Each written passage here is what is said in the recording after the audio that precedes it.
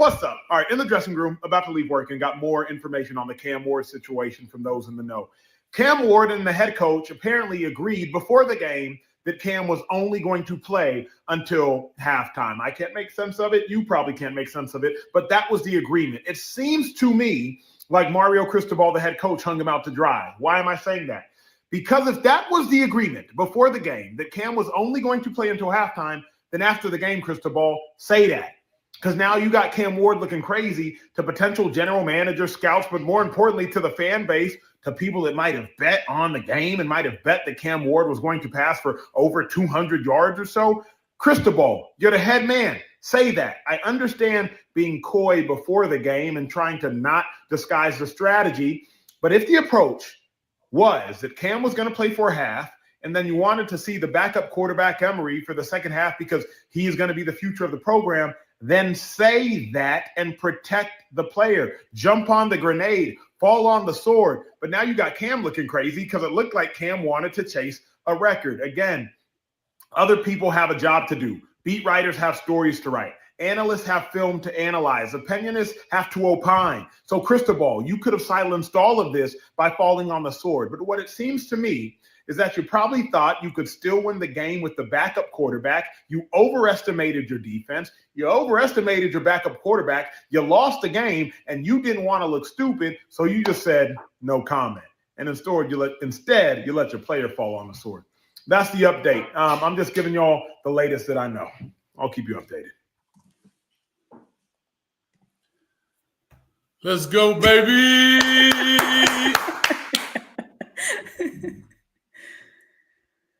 Can everybody hear? Is everyone okay? Testing 1, 2, 3. Let me know if you can hear. Throw up a finger. Hello, everyone. Welcome back to the show. Coach Hayes, bring us in. Bring us in. Bring us in really far. You the lady in the middle. That's you. You got it. Talk to us. Welcome back, everyone. I hope everybody had a great holiday. I hope everyone is still eating all the good food, drinking all the drinks that you can drink, and having a good old-fashioned, what is this called? What is this called? Holiday season? Holiday season? Yeah, people get weird these days. I told somebody Merry Christmas, and they were like, I don't celebrate. I was like, oh, my bad. So, yeah. Well, this is Hayes Street, which you want me to bring us in. So basically, this should be Flawed featuring Hayes Street. Hayes Street. We're really flawed on the block. No, I think I should go first. I think I should go first. Whatever it is, I should go first. So anyway, welcome everyone. Street with a really flawed block. I like it. No, I should be first. Let's focus. We got to focus. I should be first at all times. All right, Bobby Brown. Anyway, so let's chat. So what do we think? What are we feeling? I have a lot of thoughts, but I want you all's thoughts. Miami is your team. That is who you've been following all year. Did you all know before this game started that this was going to happen? If that answer is no, how did you feel like when it was happening? What do you think? How do you feel? Street, how did you feel? Were you like, what the hell is going on? Or were you like, here we go with this again? I had heard people throw out that he may play a half, right? Which sounded stupid to me. That's not what you really hear and get in college football, right? So I went out on a limb and put him in my goddamn prize picks for 274 yards, right? So he comes out there going off in the first half. I'm like, we straight for the second half. The young dog Emery rolled out. You popping it? And I'm looking around. I'm like, hold up, man. Like, he ain't coming back. Like, you know what I'm saying? So I had to go get out the media room, go downstairs to the sidelines to do some snooping around. You know what I'm saying? Seeing where his helmet at. Like, he ain't coming back. And then when I found out he wasn't coming back, prize picks was fucking done. That was it. It was over. Hey, but no. Only people like in the new who was a part of it knew. After that, I got intel that he had half of insurance. You know what I'm saying? And it was his decision. Like I think they gave him the keys to the car this year. He pulled a lot of strings this year and made a lot of calls. Let's say that. They said it was his decision to play a half, which was noble of him. You know what I'm saying? Yeah, because he could have not played at all. Yeah, I played all, but we'll get into that. I'll let Hayes. Yeah, what go do you think? after that. What do you Yeah. think, state champs? Y'all lost. Who's state champs? Still the See, state. you don't Florida? get it. You don't get it because Florida? you know Still the that's the state. state. Hey, there goes state. I Damn, just we don't. beat I just Florida, don't think we beat Florida losers. State. I just don't think losers get to parade around as state champs. Like that's some 2024 ish. Whoa, losers. You lost. You lost. Didn't You win lost. anything. The only Florida team that won a bowl game was who? Florida? The Gators? Sorry, what do you think about the bowl game, Coach Hayes and Cam Ward? Clap How do you on. feel about that? Clap on. Cut these lights off, man. I'm out, man. Florida Listen, State. No, but to answer your question, I did not know that he wasn't going to play the entire game. So when I saw it, my first thought when Emory came out in the third quarter, I was like, I ain't tripping. Like I thought he was going to continue to play, but I was like, okay, this is a good spot for Emory to come in, get his feet wet. Let's see what goes on. If he continues to push on, because he had already broke the records or whatever, so if he pushes on, cool. If he doesn't, Cam will come back in. That's what I was thinking initially. Yeah. So now that that's not the case, you know, I don't agree with Acho a lot, but on this case, I agree with them. They made an agreement, apparently, and like you said, he didn't have to play. So he comes in and he plays his half. You know, now as a fan, I was saying, okay, at least he's gonna come in these last 50 seconds, get us in field goal range, they kick it, we out, boom, cool. Right. But he didn't do that either. I can't really be mad at him. Again, that's from understanding what's at stake. Now, from a coach's perspective, I don't know if I would have allowed it. If I'm gonna go with Emory, I'm gonna go with Emory in this situation. I don't know, because I'm like, you can't jump in the water and not get wet. It's either you all in or you all out. You know what I mean? Now, if I would have made this agreement to say, all right, you can play this half if we're up by X amount of points. But if we're in jeopardy of losing, if we need this, then these are the kind of conditions. But just to say win, lose, or draw, I don't know if I could do that as a coach. But from this side of it, as Street say, we the media now, and as a guy that gets it, I understand it is what it is, and I understand that. But do you anyway, think his coach? Do you think the coach should have set? Do you think Mario should have told everybody that that's what the plan was? Well, now here we go to the coach. To The media, coaching like, side. do you? Yeah. At the press conference when it became a thing. Right. When it became a thing, yes, as a coach, I've said this numerous times on this show, you have to protect your players. Mm-hmm. You have to fall, like he said, fall on a grenade, fall on a sword. Yeah. That's what you do. Sometimes you do that, and it ain't even your fault. Right. But that's what you do. You do that as parents. Because remember, and I may not be in Cam's case, but when you're a coach and you go in these living rooms, not all coaches, but when you go in these living rooms, you say, I'm here to protect your son. Yeah, that's I'm true. here to do X, Y, and Z. And if his last name was Cristobal, I guarantee he would have said, listen, this is a decision we made. I stuck with it, X, Y, and Z. And that's for any coach. And any coach, this is not a Cristobal thing. It's for any coach that doesn't protect their players. Because this sends a signal to future players as well. Yeah, I think so. The thing I think is interesting is obviously nobody knew what was going on, but I think it's interesting about the precedent. I think that always is my thing is we all make decisions, right? And then you stop and you're like, wait, how did that decision that I made in that thing? Because if the next guy comes to him and does the same thing, how does he say no? And to Acho's point, I think he overestimated and agreed to this, saying, all right, we got Cam. We're going to be up by 21 at the half, put Emory in. Because you saw they kind of slow played it. Mm-hmm. Yeah. Put Emory in. Emory not going to have to win the game for us. We'll be up by enough points. We could run the ball heavy. Because, correct me if I'm wrong, Street. Mm-hmm. Did Jacoby George play after the half? I don't know. I may be wrong, but I didn't see a lot. I didn't look at the snap, but I didn't see him. Did Damian Martinez play after the half? He got hurt. He got dinged, but he got that 1,000 yards and he was done. I think he played. Yeah, but he played till he got that 1,000. Once he So got you're saying that he's 1,000 not the yards, only one. he was done. Yeah, I didn't see Jacoby after the second half. Yeah. So okay, then what about if the bigger bowl. issue of do bowl games matter? Yeah. No, Because I think that's what this boils down to. Because on the flip side of this, right, you have Shedeur and Travis who played the entire game. My personal opinion wasn't their best showing by any imagination, but it doesn't, like I always say, it doesn't matter, but it's a game.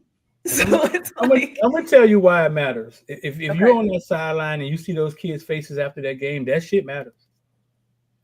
They didn't look like they lost the goddamn preseason game. They were pissed. Now back to what Hayes was saying. So Hayes, I'll add this. Now I'll give Mario credit. When he walks to that podium, right, and he says no comment, the backlash hadn't came yet. Okay. Yeah, the timeline. So when he said no comment and they don't, the backlash came hours later when they Sports Illustrated and they started writing he quit on his team. It came later. But does Mario come? Still, it's the same thing though, Hayes. You still come out and say something. Like I agree, because you got to get in front of it, because the fan base was on Twitter eating him up already. So you got to Olivia Pope this thing and get in front of it.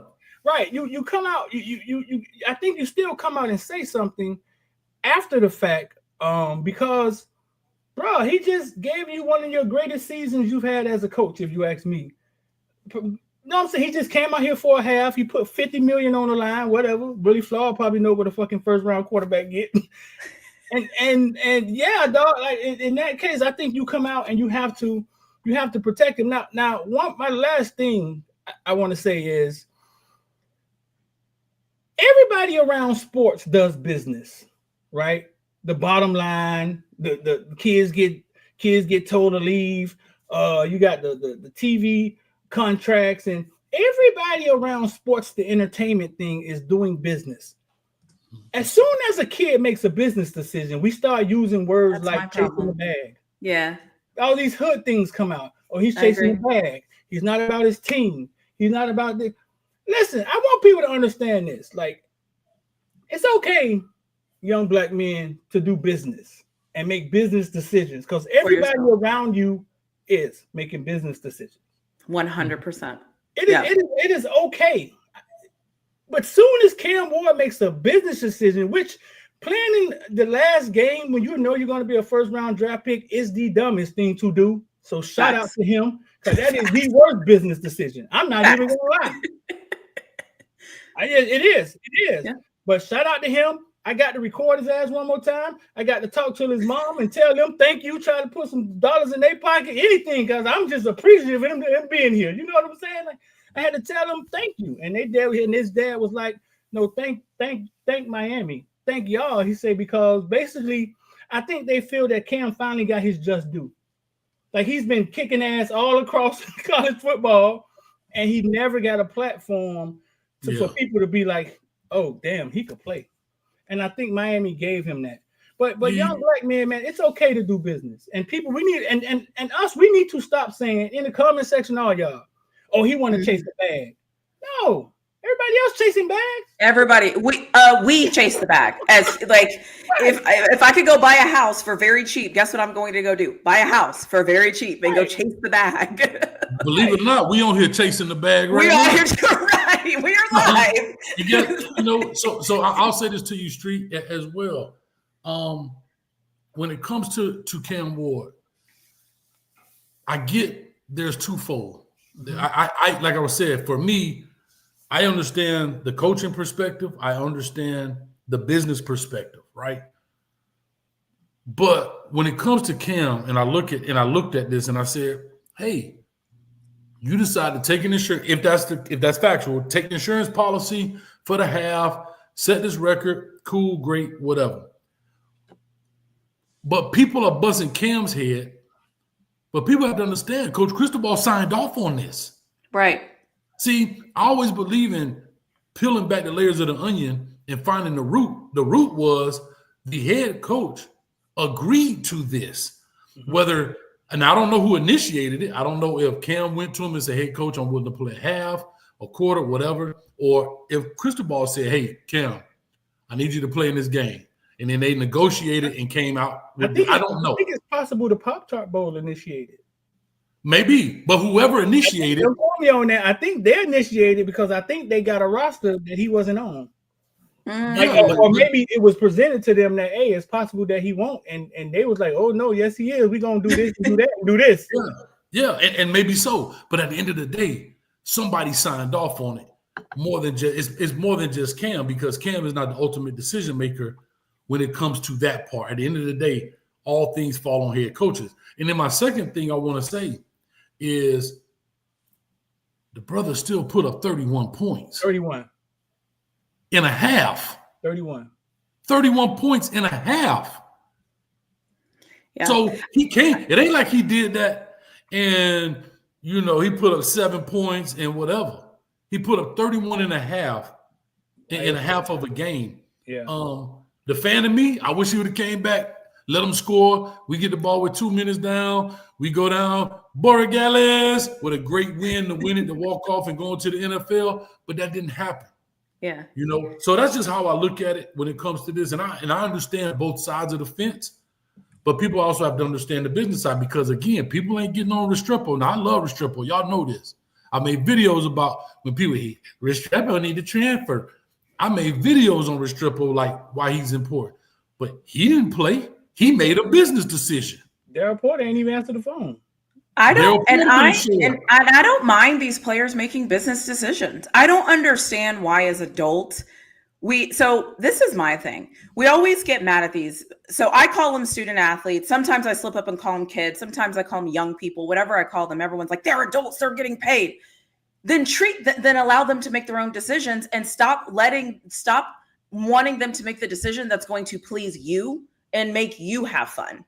Well, you know what I'm saying? Like, you can't have it both ways. You don't get to call them an adult because they're getting paid and they're making all this money, and they get mad at them when they make adult decisions because they're getting paid and making all this money. Like, you can't whine and complain, and then when they do the thing, you whine and complain. It's like, how are we gonna fix this? The street, God forbid he go out there, I'm just say break a shoelace, as I say. You know what everybody would have said? He's stupid for playing. What an idiot. Yeah. Exactly. And it's like, why this is going to count. I'm just going to be snarky, but like, why do we always think we know what's best for people's situations that we've never been a part of? That's fair. like somebody will try to teach you how to manage money, and you know they don't know how to manage money. Like, somebody is like, oh, what I would do, and I'm like, you've never even touched a football day in your life. He just asked you for $20 last week for his phone bill. Right. But you want to tell me what I should do and what I shouldn't buy a refrigerator right now. How do you know what I should do right now? Like the preacher, right? It's okay. Yeah, it's like people are always trying to give you.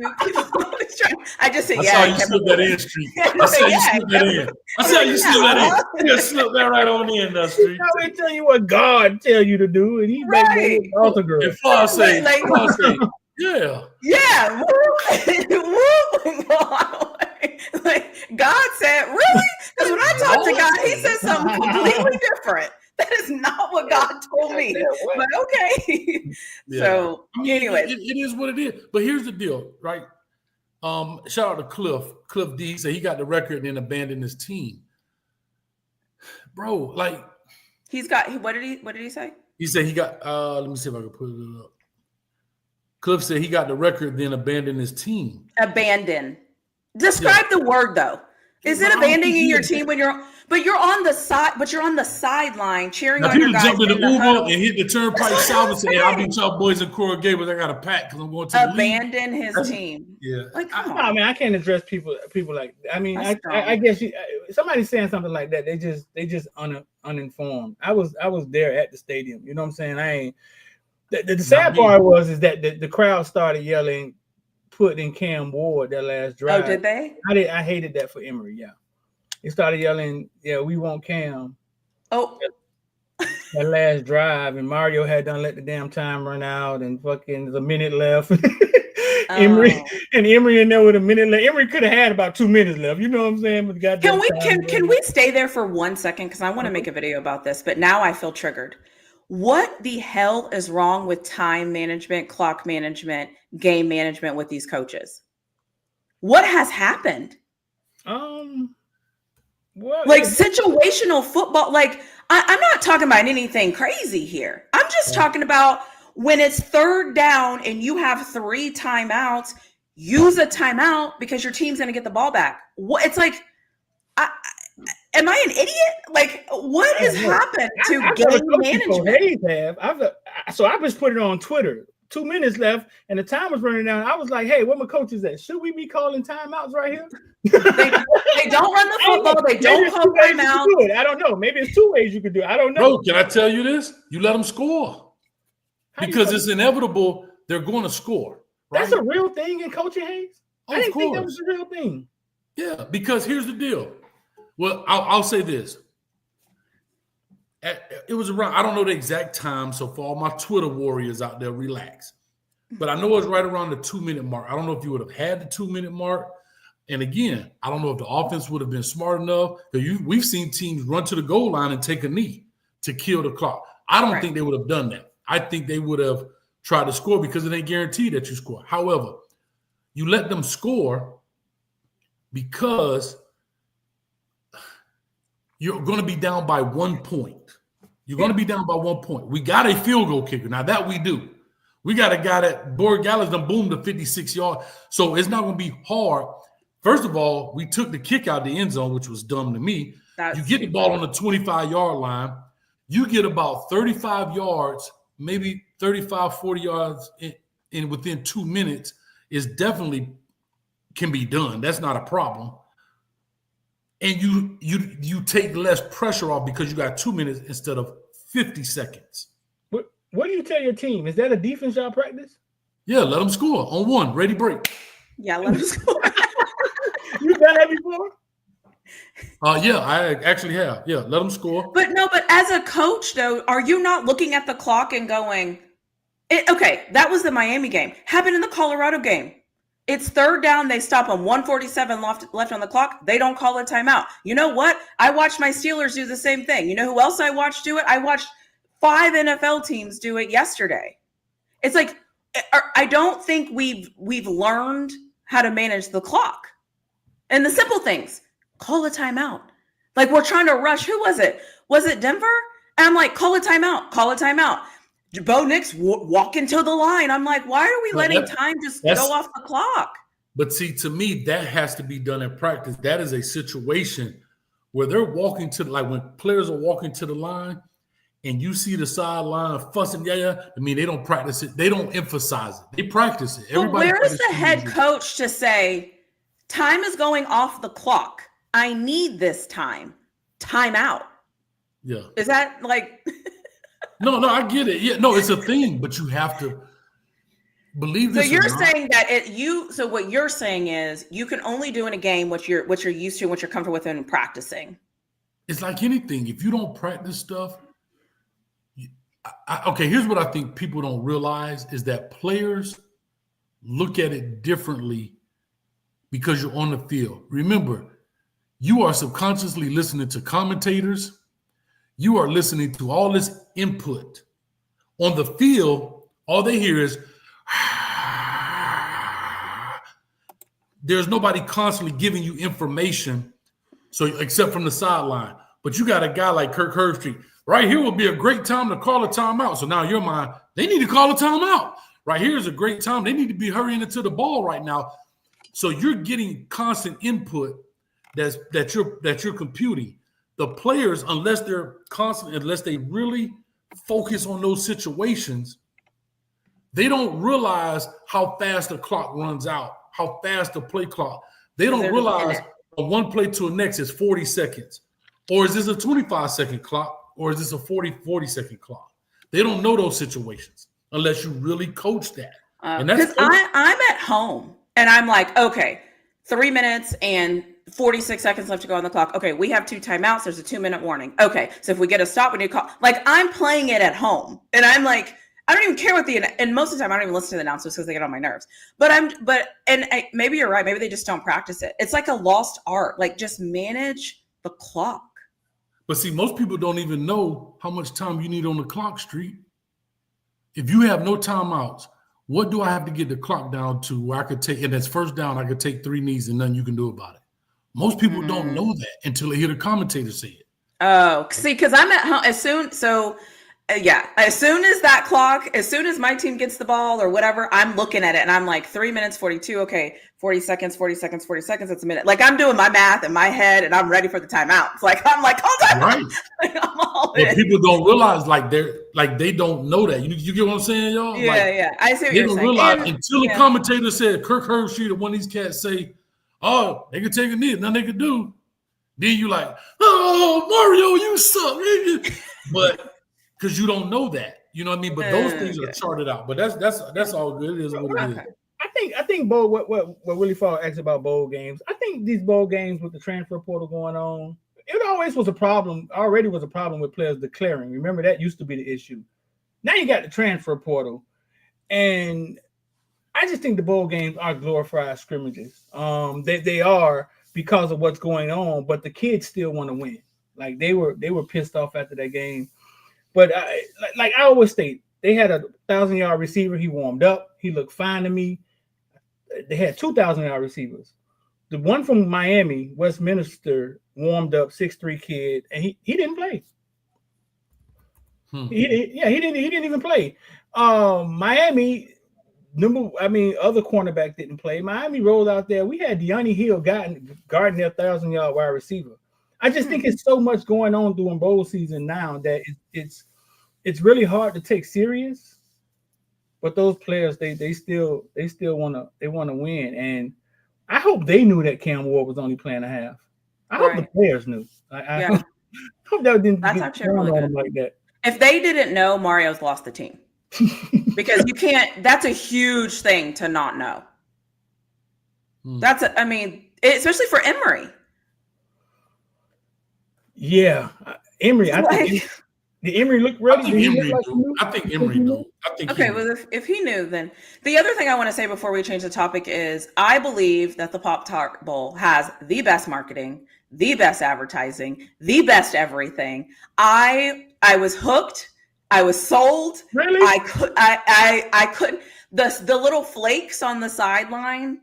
Did you notice? I got a whole bunch of videos of them, and I don't know why. So on the side, telling me why. I can send them to you. You can have them. Yeah, you know how the coach has like whatever he has, where he can step on the white and nobody else can step on the white. So they had like little. It looked like sprinkles, like a Pop-Tart, were on the sideline, really? and then just like and then like everything they were doing. So like last year, because I watched the game, I think they killed or they Pop-Tarted in the toaster strawberry. So strawberry was gone. Well, strawberry came back this year. So it was like all of these different. And strawberry was at the top of the stadium. Yes. Like the ghost of strawberry. Yeah. So anyways, I just want to give a shout out to whoever's on the marketing team. And they gave us Pop-Tarts and ice cream for lunch. They did? Yeah, bro. I think that was the diabetes bowl, bro. Like there were Pop-Tarts everywhere, dog. Like Pop-Tarts everywhere, bro. So I got a whole bunch of videos and pictures of those little Pop-Tart things running around. I just thought it was great marketing. I thought it was absolutely great marketing. And then they got the Pop-Tart that they get a chance to eat at the end, and all the chance to eat at the end. And then the Pop-Tart that had what did his sign say? Choose happiness or be happy. Yeah, and then he went down and they came out like a fresh Pop-Tart. I don't know. I just thought it was masterful. So it doesn't matter, but it mattered to me because I didn't realize it was that serious. Those guys had on Pop-Tart sweatsuits. The team that was dealing with I didn't realize that much went into it, but I guess it's a lot of money that goes into. It was great. Yeah, I thought it was great. Kellogg's talked about why it's not the Kellogg's, like because they want to take their name just for Pop-Tart.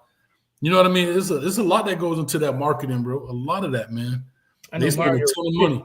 Whoever's on the marketing team needs a raise. Speaking of that, Cheez-It Bowl, the Cheez-It Bowl is here. I was on the phone with you, Street, and I got caught in the Cheez-It Bowl traffic because Illinois shut down the doggone turnpike so the two Cheez-It teams could go by. Cheez-It teams. So shout out to the Cheez-It. But anyway. That's awesome. So the other thing that happened over this weekend is the NFL draft rankings got shuffled, flipped upside down, flipped it, reversed it. What does Missy say? Like it up, flip it, and reverse it. All of that happened with the NFL ranking. So if you don't know, before the games were played, the Giants had the number one pick. It kind of all made sense. The Raiders had an earlier pick. I'll let you get that super chat off, and then I'll go. You want me to read it? Oh, Canes for life. Canes for life for the $4.99. Let me put a penny on it and make it $5. There we go. What's up, Coach Street? The $1 million question is: do you think they will hit it big again in the portal with the quarterback? Who, the Canes? I don't think you'll get Cam Ward caliber. Quarterback. Do y'all want Quinn Ewers? I haven't heard Quinn Ewers' name. There's some long shots. There's some long shots out there. I would take Quinn Ewers. There's some long shots out there. I just say that. The Villa membership, I already done teased them, but there's some long shots out there. I know a name, but I ain't gonna say it. It's still possible. You know what I'm saying? It's still possible. But I think they believe in Emory, bro. I mean, if Clemson game last year didn't tell you that, I don't know what will. I think they want Emory to be successful. They believe in him, and I'll say this: I don't think there's a caliber of Cam Ward. My bad. The doors open a lot, but I don't think there's a caliber of Cam Ward out there right now. I think there's some guys with some potential, but potential means you have not done it yet. So I say all that to say, do I believe they go in the portal? Yes. Because think about it. Right now, you only have Emory Williams, Judd Anderson. Those are only two quarterbacks you have that I know of that are on the roster, and a Luke Nickel coming in. Draylon Coleman is not coming until next year. He's only a junior, getting ready to be a senior. yeah. So even with the addition of Luke Nickel as a true freshman, you only have 3 QBs. So I do believe they go into the portal to add some more depth into the roster. And I think they have to. But I don't know if they find a person that will, at this point, maybe replace Emory. I don't know. You know, they may start that whole it's competition thing, but I think they know who they have already. How good would Luke Nickel have to be to come in and beat out Emory? How good would he have to be? Even if it's possible, like for a freshman to hit the scene. Yeah. No, you see it all the time. Here's the thing. God knows I can't believe I'm going to make this parallel, but as long as you can ease him into the water, can I say this? I don't have a problem with going with Luke Nickel if y'all feel like he's that good through your evaluations. You have to treat him like DJ Lagway. But if you go look at DJ Lagway statistically, he wasn't the reason they were winning, but they believed in him. They didn't put the team on his back. They put the running game out there, and he made some athletic plays, and he did this, and they eased him into it. They didn't just say, here, to your point, Street, the other day in your Discord, you were talking about Trevor Lawrence. Trevor Lawrence to freshman year wasn't the same as it was his senior year, and he did not get the same responsibility as an 18-year-old as he did as a 21-year-old, whatever age he was. Right. And so if you're going to go with Luke Nickel, this is all I'm going to say. If you're going to go with Luke Nickel, be prepared for the good, be prepared for the great, and be prepared for the ugly. I don't know if they want to do that. How's y'all schedule next year? A tad bit harder than this year. You got no. This was the year, Flaw. Yeah. This was the schedule. We had done rolled the dice and got the right schedule. We were like, don't move. This is where we go right here. This was the week schedule. We had God's quarterback at quarterback. We had God's running back at running. This was the year. Piss down that leg, got like we want athletes. What 30 be saying? Oh God, we got to play Syracuse. It's cold up here. It was in a dome. It was in a dome. Coach Fran Brown, he's ghetto and he's mean. Oh my God, it's cold outside, but they got it nice and warm in the dome, so our bodies aren't adjusted. This was the year. We went up there, pissed down our leg, Flaw. Yeah, I mean, I don't disagree with you. Canes for life. Appreciate you for the $4.99, yo. Yeah. Tell Shad go to the corner, man. Shad, Hayes, can you put up the make some better thing? So, changing topics, talking about the NFL because we're going to talk about the NFL no matter if nobody likes it or not.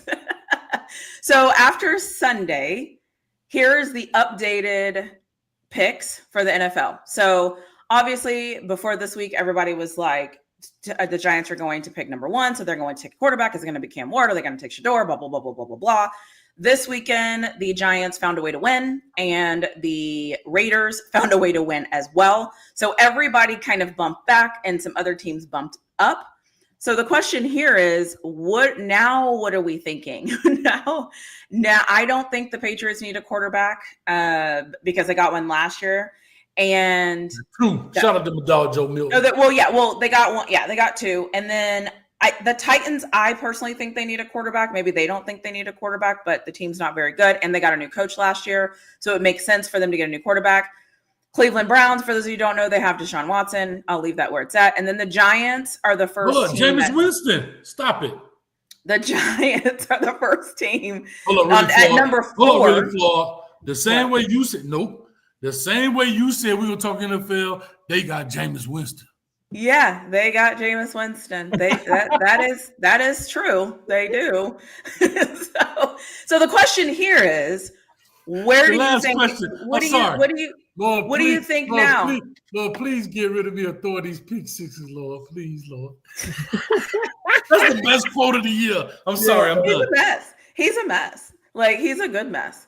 So anyway, so the question is, if this stays and people are like, Cam Ward's going to the Giants, Shedeur's going to the Raiders, that would make them not for top 10 or not top 5 or not top first draft pick. What do we think about if Travis Hunter goes to the Patriots? And what do you think that means for Shedeur and Cam Ward? Do you still see them going to the Giants? Do you think they will mix it up? How do you see this playing out? Street? I think the Giants are hell-bent on Cam Ward. The GM was at the game the other day. I've heard the Giants are hell-bent on Cam Ward. He just has to fall to them. Do you see him falling to them, Flaw? There's a chance that he could fall to them, yeah. Yeah, there's a chance. Because especially if the Titans prefer Shedeur or if none of these 3 teams get a quarterback. So here's the question. There's been so much talk of Shedeur going to the Raiders. Mm-hmm. So much talk of Cam going to the Giants. Neither one of those teams, based on this list, is the team that we're talking about where Tennessee could take Shedeur Cam or Cleveland could take Shedeur Cam, right. Arguably 1 or 2. I don't think the Patriots take them. But, Flaw, I think you did have an interesting point when we talked a little earlier about the Patriots. What do you think the Patriots might do? If I were the Patriots, because we're talking about Travis Hunter. If I were the Patriots, this isn't a knock on Travis Hunter. This is what I think the Patriots need to do based on what the Patriots need to do.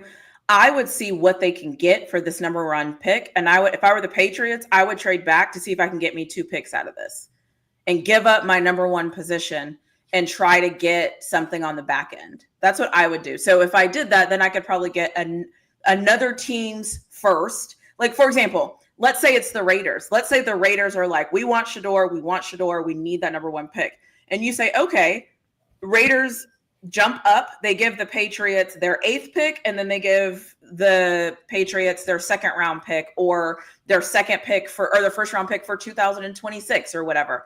I would definitely play that 1st round pick. I would get out of that number 1 spot if I was the Patriots. Like I said, they have the leverage. Now, why do you say Travis Hunter wouldn't go to the Patriots? No, I'm saying I don't know because the Patriots need more than just Travis Hunter. And I think they could get some offensive linemen and some defensive linemen and maybe even like a linebacker or 2. Travis Hunter's not going to fill that. And also, my personal opinion, the New England Patriots play the Dolphins, which is the style of the AFC East, in my opinion. I don't think Travis Hunter is going to help that team win games because they have other issues. That's my problem. Like Travis Hunter's not going to help you against Josh Allen 2 times a year. He's just not going to help you. That's not going to help. You know what I'm saying? Like that team, they need something different, in my opinion, in the AFC East. That's interesting. Because I did see a clip. I forgot who Travis Hunter was talking about, but they were talking about jersey numbers, and he was like, "Man, if I go to the Patriots, I'm not going to wear 12 because of Tom Brady, because he's got so much legacy in that sense." So I thought that was interesting because that means they're already thinking the Patriots are going to get the number 1 pick because they weren't thinking that way at first. So I think that was pretty telling. So I don't know. I stay away from the NFL draft because it is the most random. It is. The number 1 pick might be University of Northern Illinois left tackle. You'd be like, who? So I stay away from it. You know what I mean? I think Travis Hunter going to the Titans is actually a brilliant move. I don't know if they'll do it. I don't know if they will make it happen. But Travis Hunter going to the Tennessee Titans, I watch a lot of Tennessee Titans, and I'm just saying, I think he would be perfect for them because he would be perfect for them. He'd be perfect for that city. He'd be perfect for everything they're trying to do. But again, I don't get a vote. Nobody asked me my opinion, but yeah. Did Shedeur really have on New York Giant cleats? Was that real? I think they did the custom ones, and they kept it in his locker, but I don't think he wore them. Oh, God. I was wondering what's going on. Yeah. So I don't know. How would y'all feel though if all of this hype happened and it was like top 5, and now if you look at these rankings, if Shedeur goes to the Raiders and this stays and he's a number 8, do we think the Jets are not going to take another quarterback? Oof. The problem is all of the members, he's going number 1. Shout out to Rob from Texas. Travis Spider-Man Hunter. But anyway, but this is why I say it's not a bad deal if he's not the number 1 pick overall. And I've always said the thing about the draft, it's based on need, not player. That's it. That's what I always tell people. I've been saying this for the longest. Here's a perfect example. New England Patriots just got 2 quarterbacks last year. Mm-hmm. Just got 2 quarterbacks. Financially, it don't even make sense. Right.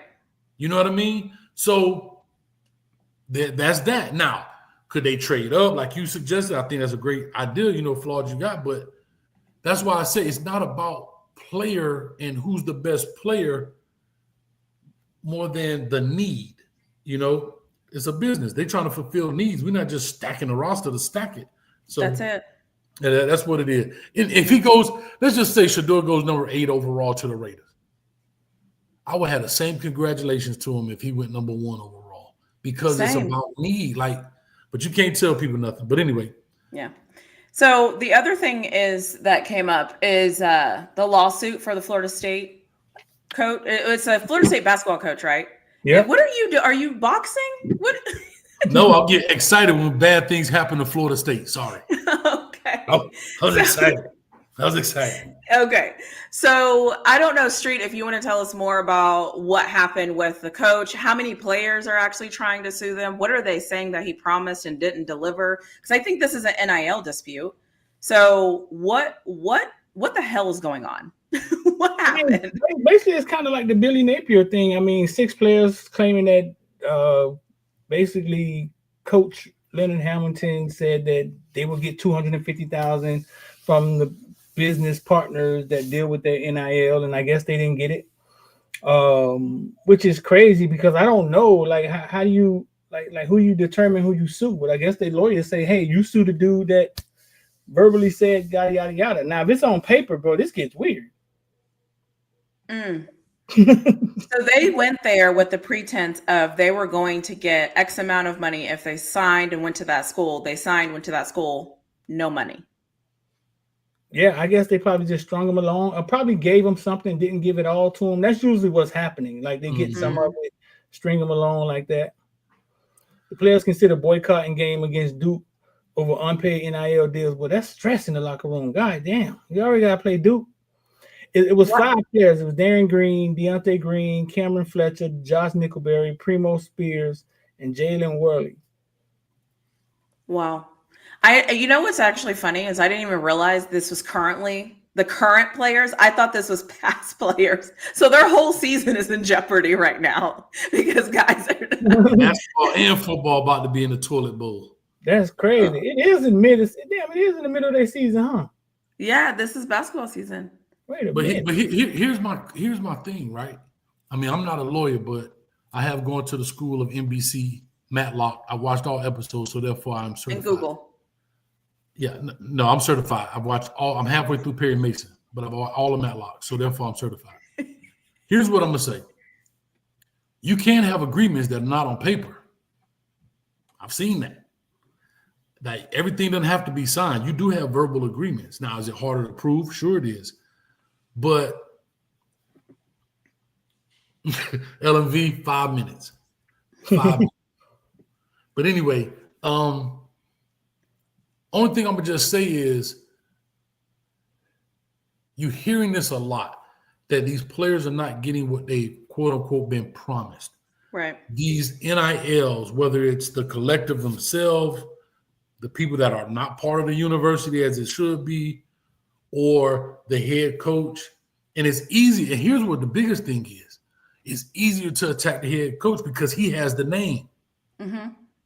If I attack the collective president, it catches no traction in essence because nobody knows who James Johnson is, but everybody knows who the head coach for Florida State is. Who is he? What's his name? I don't know because I don't care.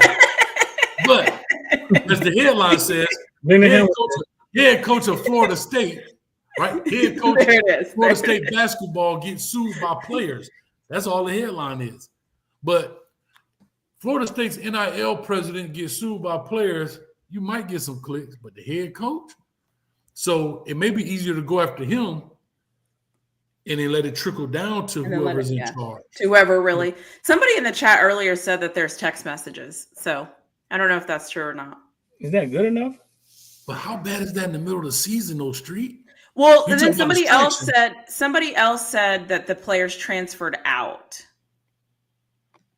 I don't know if that's true or not.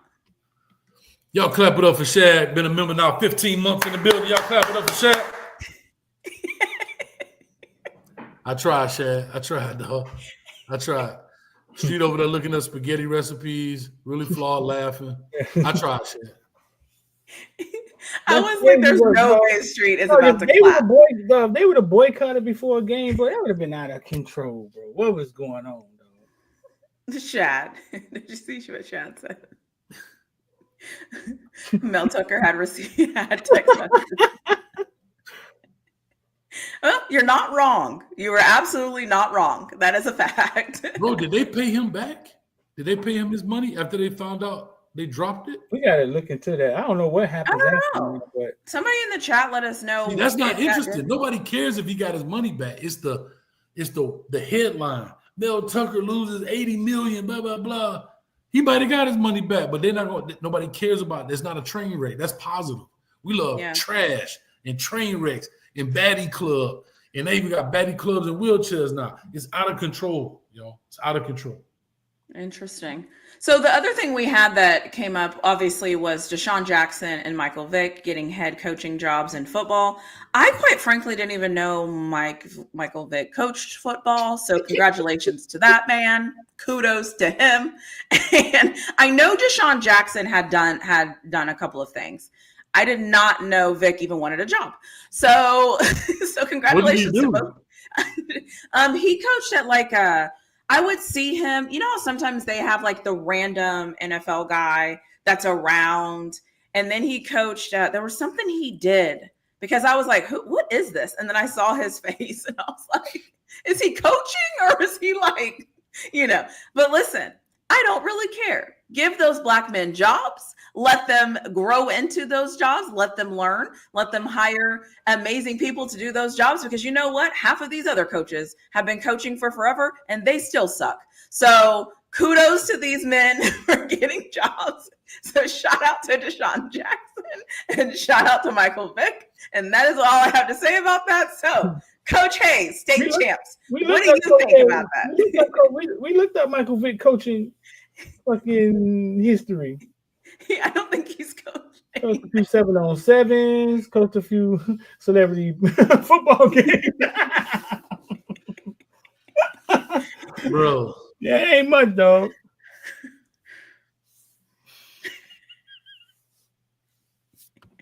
All right. Okay. Black Lives Matter. They do. Here's my problem. Mm-hmm. And I think a lot of people, I think a lot of people think coaching is like kickball. You just roll the ball out. Oh, you become a coach. I think there's a little bit of lack of respect for the profession. I've said this before. I'll say it again. This doesn't mean people won't be good, but just because you were valedictorian don't mean you could be the principal. Just because you were the best sharpshooter in the nation don't mean you could be the general. Doesn't mean you won't become one. But also because I'm HBCU biased. I don't want this to be a fad and a flash in the pan thing. I think HBC, and I may, people have their own opinions about it. I don't have a problem with Mike Vick coaching. I don't have a problem with Deshaun Jackson coaching. What I'm asking is, where else do you go? Do you get these jobs like this? Like I said, even the JJ Redick, I had an issue with that. The guy had nothing. It was a popularity contest. Now, basketball, I will say, I don't want to down it, but I think it's a little different than football. But I still have the same sentiment for basketball as well. If you want to give these guys a job, fine. You got players, and again, I don't know if they offer them, but you got NFL players who are going up the ranks and doing it. I say this, i.e., a lot of people don't even know Hines Ward is coaching at Arizona State that's in the playoffs. He's been up the ladder. Mm-hmm. Why not? And I will say this, everybody ain't Deion Sanders, dog. Just because you play in the NFL, you are not Deion. You don't have that marketing skill set. You don't have that flamboyancy about you. You don't have that. I'm not saying you're not a great player, but you don't possess that. Will you win some games? Sure. I mean, will you make some money? Sure. But Street, you know how I equate this? I equate this to the $500 million Florida Marlins stadium that the citizens paid for because they put a damn Marlin in the back of the end zone that go around in a circle when you knock a home run. Everybody went the first year and nobody went back because the team wasn't good. I just want to see what the hell the hype is about. Okay, that's what it is. Boom. Now that I saw the little Marlin jumping around, the next year they were coming to the schools giving tickets away for the shorty. Only thing I'm saying is I don't want to become, when I say HBCUs become a mockery in this profession because we're already looked down upon in this profession. They call it the Chitlin Circuit, dog. They call it the Chitlin Circuit. Who are they? Name, fool. Shit, Ronnie, Bobby, Ricky, Great and people. Mike. Great people. Who are they? The green people you be talking about. The green people. No, but I'm just saying, other coaches outside of this profession, they call it the Chitlin Circuit. And so you don't want it to become a mockery. You know how many coaches and friends I've talked to that those head coaches in the P5, they hate Deion Sanders because of what he's doing. And you know what? Those coaches can't even bring up an idea because the first thing they'll say is, man, don't be bringing that Deion Sanders Colorado junk up in here. And so I'm saying that to say, I don't mind you getting these guys. But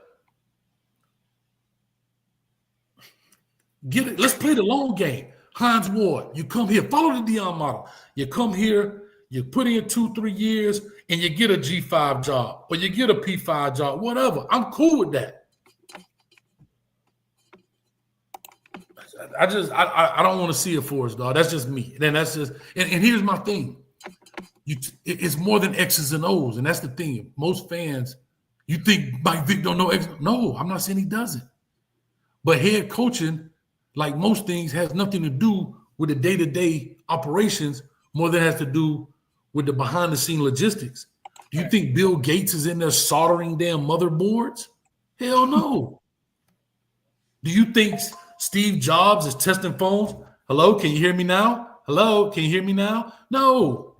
Well, I'm sorry, rest in peace, Steve Jobs, but y'all know where I'm going. What I'm saying is, I was going to say he might have been though. He might have been. But that's my point. So what I'm saying is, this is all about logistics. It's all about how to, want to, and I tell people, great players. I don't know one player has been in a staff meeting. I don't know one player that has set the practice schedule. Now that is an interesting point. That's an interesting point. Their positionalities never allowed them to be in that situation. Players execute orders. They're soldiers in the military. They're not the general. That makes sense. Doesn't mean that player can't become a general. That's a good point. And that's all we're saying. How do you know how long to practice the guys? Do you get that feeling? Let me ask you this, Street. What's up? What does Deshaun Jackson's first staff meeting look like? What does it look like? Who do you ask? What is the very first thing he says besides "Good morning, guys"? Ask the lady. She knows, the Chat GTP lady. Kiki. Ask Kiki. Kiki will tell you everything. What does it look like? What do you mean? Where would it be held? Like, what do you mean? What it look like? That's what he's asking, though. Like, right, what do you do? Yeah, this is my point. Street, you the head coach right now of Hayes University. We your staff right now. We in the staff meeting. What's the first thing you do? Hey, he probably walk in there and say he know he ain't got a lot of background in this and explain to them why, you know what I'm saying? What's going on? Like, you know what I'm saying? Like, how did he a lot of people in that room he skipped. Hey, did everybody get their coffee? We good? Can you imagine your first day at like your job, whatever job, and the boss walks in and is like, hey, I know I'm probably not the right manager for this, but what's up? So here's a perfect example. Before Coach Hayes football is what it was, I used to do football videos, like coverages and stuff. And one of them was a practice plan. That video is probably 5 years old now. I still get hit up because on that video, I said, I'll give you a copy of the practice plan. Do you know how many people on that video email me and say, Coach, can I get a practice plan? This is my first time being a head coach. And they're taking my practice plan off of YouTube videos, bro. Mm-hmm. And that's okay because it's at that particular level. We're talking about sending kids to a collegiate sport. Like these guys are saying, hey, Coach, I just got the job at such and such high school. This is my first time. I was coaching Pop Warner last year, but they say I'm the head coach. Can you send me that practice schedule? But what if it's a situation to where HBCUs have tried every fucking thing, Hayes? They tried everything, and there is no bridge from HBCU to the NFL. Deion found a bridge. He pulled Shador and Travis over. Hey, let's go. They got the bridge up, and that bitch blew up as soon as he got across it. You know what I'm saying? Mm-hmm. There is no bridge. They act as if those coaches don't know what they're coaching about. So what if they saw that and was like, okay, we're gonna get a name. The name is gonna get press. Then there's gonna be a head coach under him or assistant head coach, a guy that knows all of that shit. Because you know he don't know it, right? And there's a guy there, you know what I'm saying, that does all that stuff, kind of like assistant head coach that's probably did it before, that understands it. Because I can't see how they send him in there raw like that. And like, okay, dog, you got it. First thing he gonna do is get on YouTube when they close the door. Because it has to be somebody with him, dog. It has to be.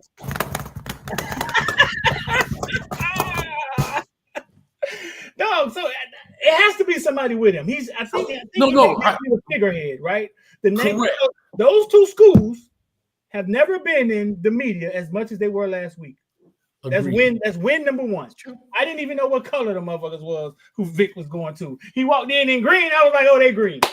All right, let's go. Let's go. So that's win number one.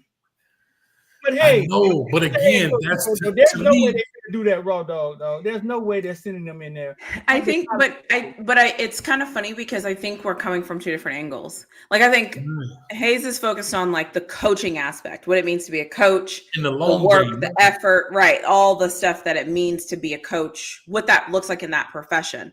I think Street is saying, yeah, I hear all that, but we don't have nothing. We don't have no money. We don't have no attention. We don't have no da-da-da-da. So this is a great way to kind of come together and say, you might not have any coaching. Honestly, I've never, and now that I think about it, I don't think it was just Sean Jackson I saw coaching, but whatever.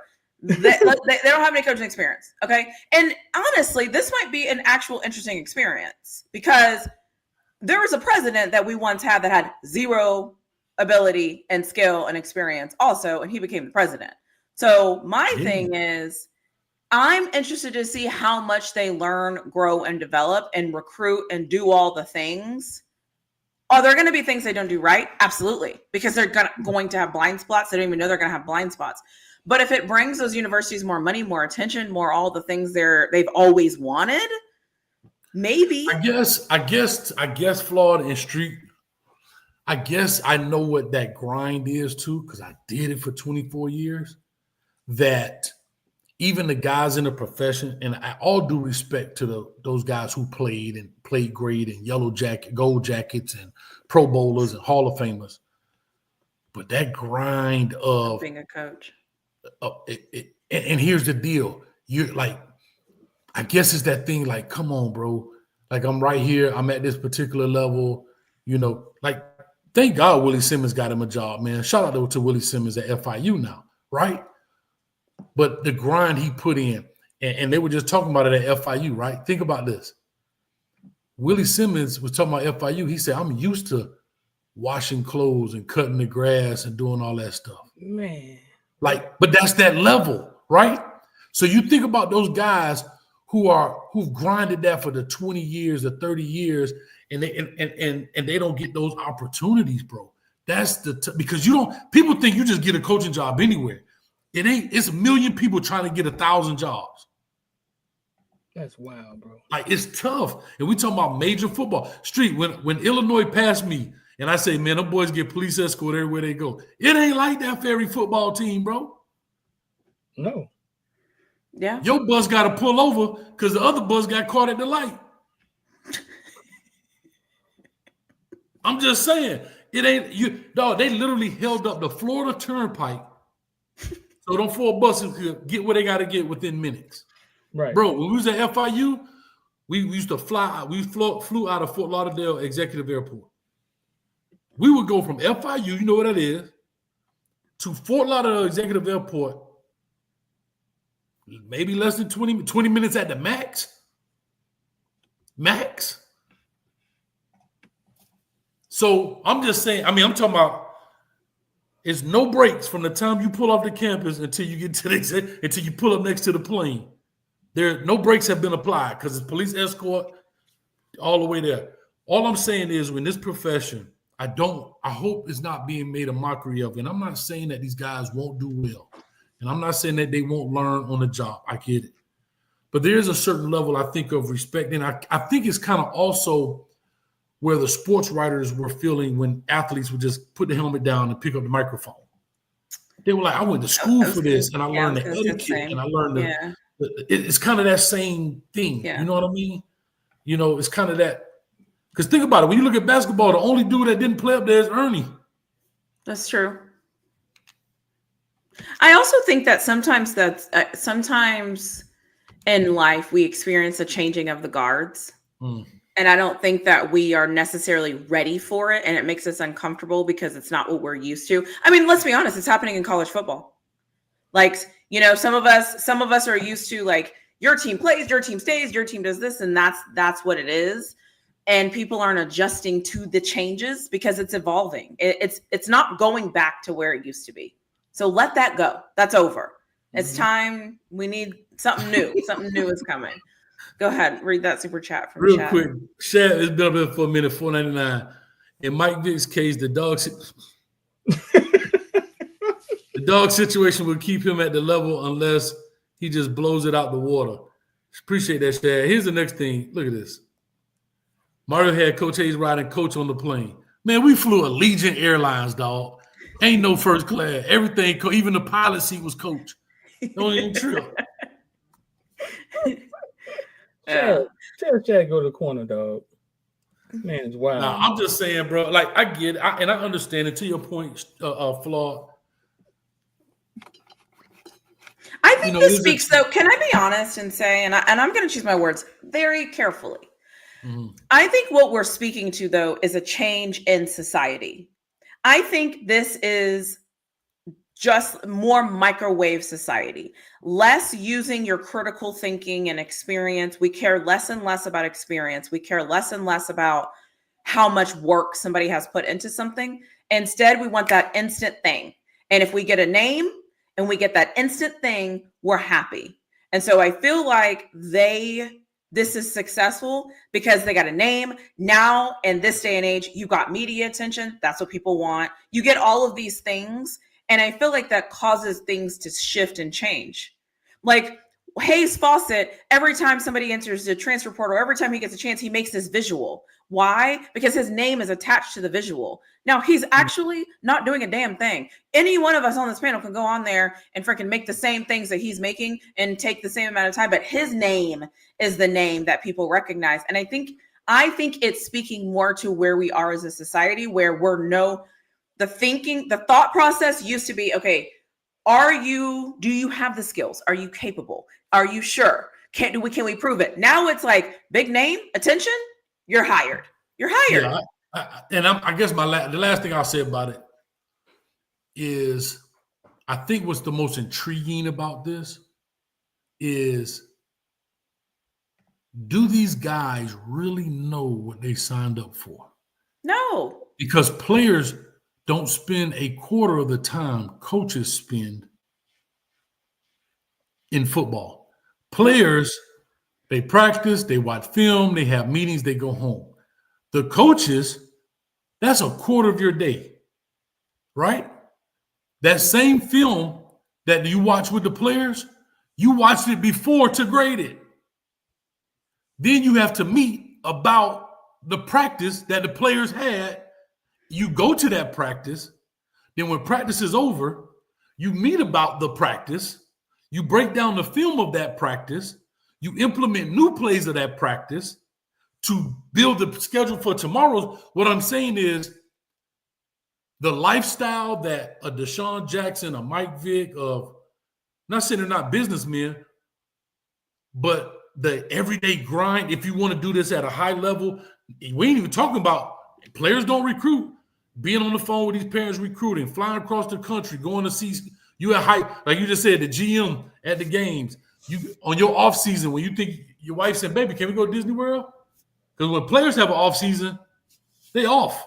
When coaches have off season, they don't get off. They're working. They flying to high schools, watching high school games or whatever. They're not off. So their lifestyle is so different. So I guess my question is, are you sure you're ready for this? But that's the thing. We can't have both ways.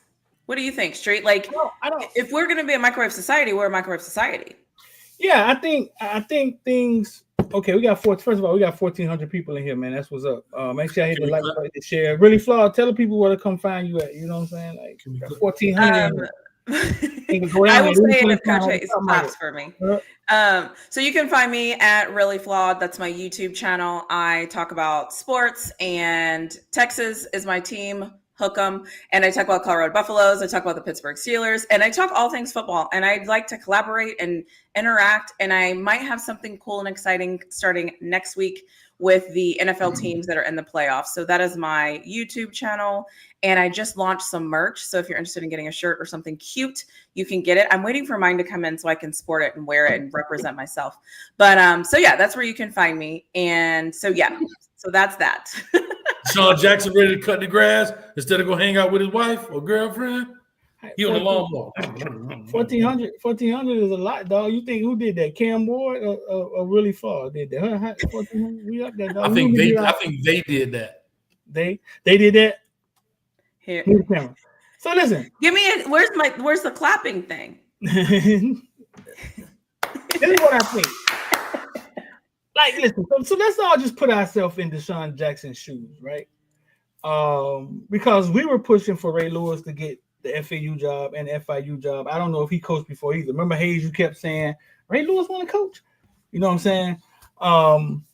Ray Lewis, the next head coach in Miami. How about that? You're Deshaun Jackson, right? Flawed, Hayes.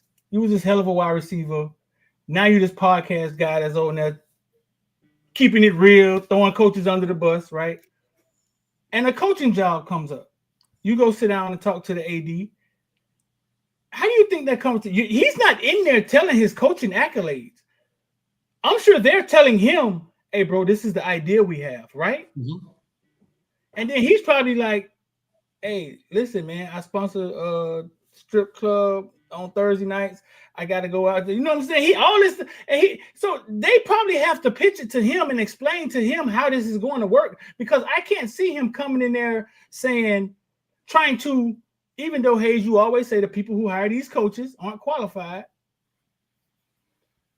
He still has to, I don't see him coming in there convincing that he's the man for the job when he's never done it, right? Mm-hmm. So the idea, I think, has to come from them. And I don't think he signed up for what you're talking about, Hayes. I don't think he signed up for that. And to that point, else, huh? So now it's also kind of like how I look at the NFL GM versus head coach. Mm-hmm. You want me to win, but I can't pick my players. The dude in the suit picking on my players. But when I lose, it's on me. It's almost like, so Deshaun Jackson goes in there and they pitch this idea. Again, those people, as I've always said, 95 to 99% of them are probably not qualified from a coach's perspective, mm-hmm. right? Because to hire a head coach, it's just like the board of trustees. Does the board of trustees come to the head coach and ask about who the next president going to be for the university? No, because it's a total different skill set. What I'm saying is the president of the university, maybe some of ADs have coached, so they got a little background, I get it. But most of those people are from the academic side. They're not qualified to ask you about your over or your under defensive front. They don't know what the hell you're talking about. They want to know your philosophy, how you handle players, if they get out of line, but that kind of stuff. So if I'm Deshaun Jackson and they come to me, all right, coach, no problem. So where do I get my coaches from? Because Deshaun Jackson or Mike Vick or whomever, the coaches that they probably know are their high school coaches, their college coaches, and their NFL coaches, and none of them, except the high school coaches, probably going to, and at his age, his high school coach probably older now. Mm-hmm. Because Mike Vick got to be at least 45 around our age, if not a little older. So guess what? Those coaches, think about it. So if his coach was 20 when he was coaching him, you know what I'm saying? Whatever. But anyway, long story short, who do you get to come into Norfolk State when Norfolk State ain't paying? You get the NFL coaches? Or how about this? Let's get the college coaches. And I'll take Deion for a perfect example. No knock to him. When Deion went to Jackson State, Mike Zimmer and them went to Colorado because they didn't have a job. Pat Shermer didn't have a job. They didn't leave their job to come to them. They didn't have a job, so they were like, hey, I live right here. Let's go. I'll come over there. Pat Shermer showed up in Colorado because he lived down the damn street. He didn't move. He lived down the street. Yeah. So I say all that to say, how do you now get those guys to come and stay away from their family for $40,000 a year? Because a Jackson State and an Alabama coach is putting in the same amount of time work. I mean, like they're putting in the same numbers. Just because you get paid less, shit. We popping out at 5. The union said we leave at 5. It don't work that way. When you first stopped coaching, right? Mm-hmm. And you saw your coaching career coming to the end, if Mike Vick called you and was like, "Hey, I got this job, but I ain't never been a head coach in my life. I got $45,000 for you, dog. Come up here and show me how this is." You not going? No, Okay. not for 45. Because I know what it College, is. how much you think Vic getting? Maybe 250, 300. So you think the assistants getting? They got to be Oh. getting at least 80, 100, no? Okay, let's look it up. Oh shit! No. I might not want to look it up. I might be sad. Bro, it's sad, bro. Bro, it's sad. Watch this. It's sad. They got Michael Vick. Let me see. I'm trying to find a state school. South Carolina State. I'm trying to find this because private I'm school. sure there's somebody in Michael Vick in Here Michael it Vick is. history, Hayes. South Carolina State head coach make $287,000. So I was kind of right. So their head coaches, their assistant coaches, they DC might make 100, Yeah. might make 100. We talking about the running back coach at Miami making 5 or 6. Yeah, I mean, but you take. Well, we saw Willie Simmons. He made 300. He left to go to be the running back coach at Duke for 600.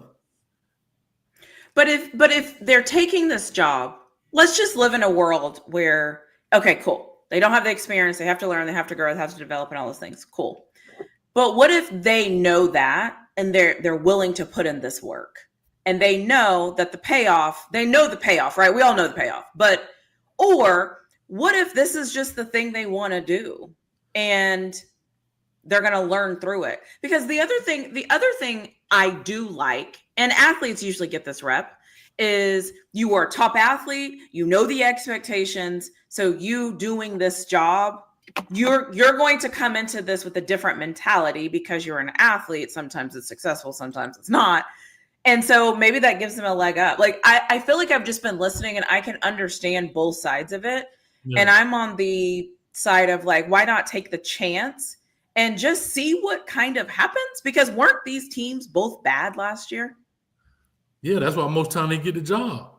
They get so it's like, can it get worse? But it's also but I agree. But I don't want to be a laughing stock in that sense, right? Like, look at that, because and I get it, and I'm not mad about it. I get it. I totally understand. I think for you, though, it's just like also it's more personal. Like I said, it's the assistant. Now you got to find 10 assistant coaches. And I'm gonna go back to the Deion example. Who did he bring with him when he went to Jackson State? He brought the guys he coached high school with, right? Mike Hart, not Mike Hart, Hart, a lot of those guys, right? And then he brought HBCU coaches in, like Flea. That's what they made. Gary Harrell. Shout out to him, man. Flea from the crib, right? That's what they were accustomed to. So where do you get that cachet for? Like, where do you get that Rolodex of players or coaches from that are going to come in? Now, when he went to Colorado, now let's look at the change. Phil Loho, where does he do? What does he do? He comes from Arkansas, comes there. It's not a down move more than it is a lateral move. What's your boy name? Sean Lewis, when he came there to be the coordinator, right? Yeah. But ain't nobody was talking. I understand what you're saying. I keep just going back to the time we live in now, and in a lot of ways, I don't know if it matters. Let's be honest. People don't even read anymore. People read headlines and they think they understand everything in the article. This is the same. We don't know if they know what coaching is. They've never coached before because they've never had to. Michael Vick coached a few. Y'all want to pull up Michael Vick coaching history again? Panama Jack said Coach Prime lost 2 assistants to Mississippi State due to his success. You said Mississippi, not Mississippi. You said Mississippi State. Did you read Shad? Don't know. Mississippi State, dog. That's not upward move. That's not even a lateral move. That's a demotion. Did we read Shad? Don't know. No. Because it was only $1.99. What? Trying to trigger me. I'm just messing with him. Shad said the Steelers didn't unleash hell in December.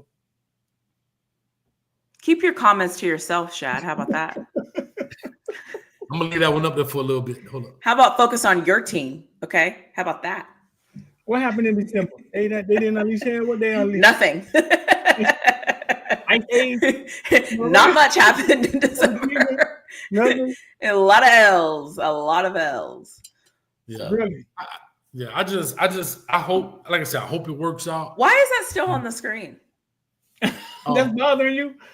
No, my bad. My mouse 'Cause he's ran out of doing- batteries. Mhm. I gotta change the batteries. Hold on. Yeah, okay. Dang, Street. Supposed to leave it up there for a little bit. Yeah, my battery worked now.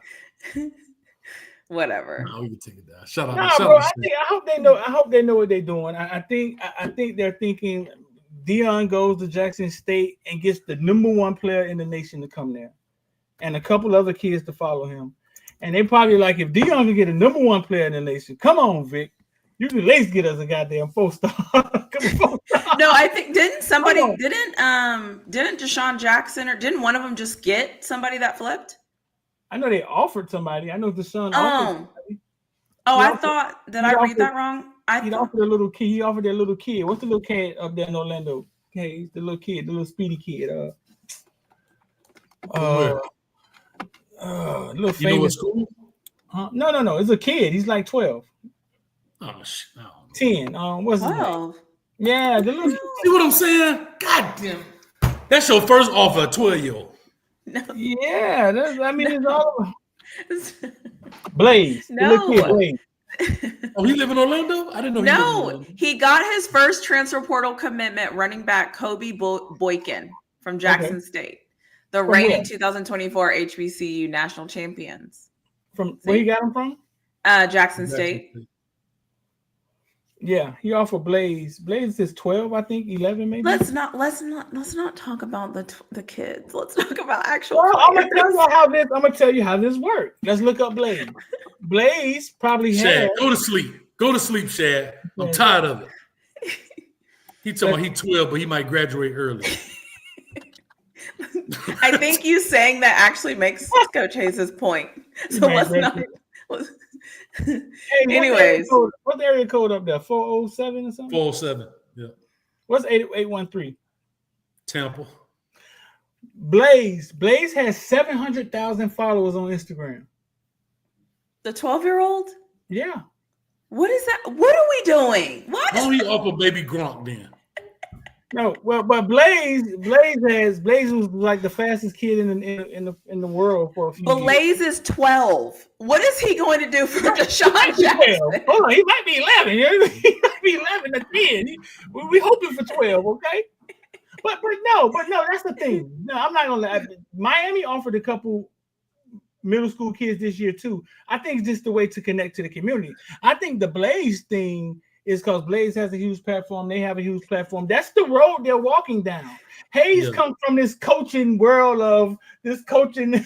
It's right. great, dog. And Hayes, and Hayes is just like, he the old man with the rocking chair with some yak. Like, man, nah, that's some bullshit. Back in our days, we The only thing I'm just saying, Street, like, here's what I'm saying, right?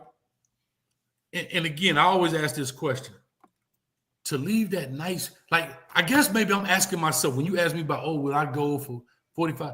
If I'm Deshaun Jackson, he's on a podcast with Shady McCoy, I believe. Yeah. He's probably living a very comfortable, stress-free life. I'm going to go back to John Gruden example.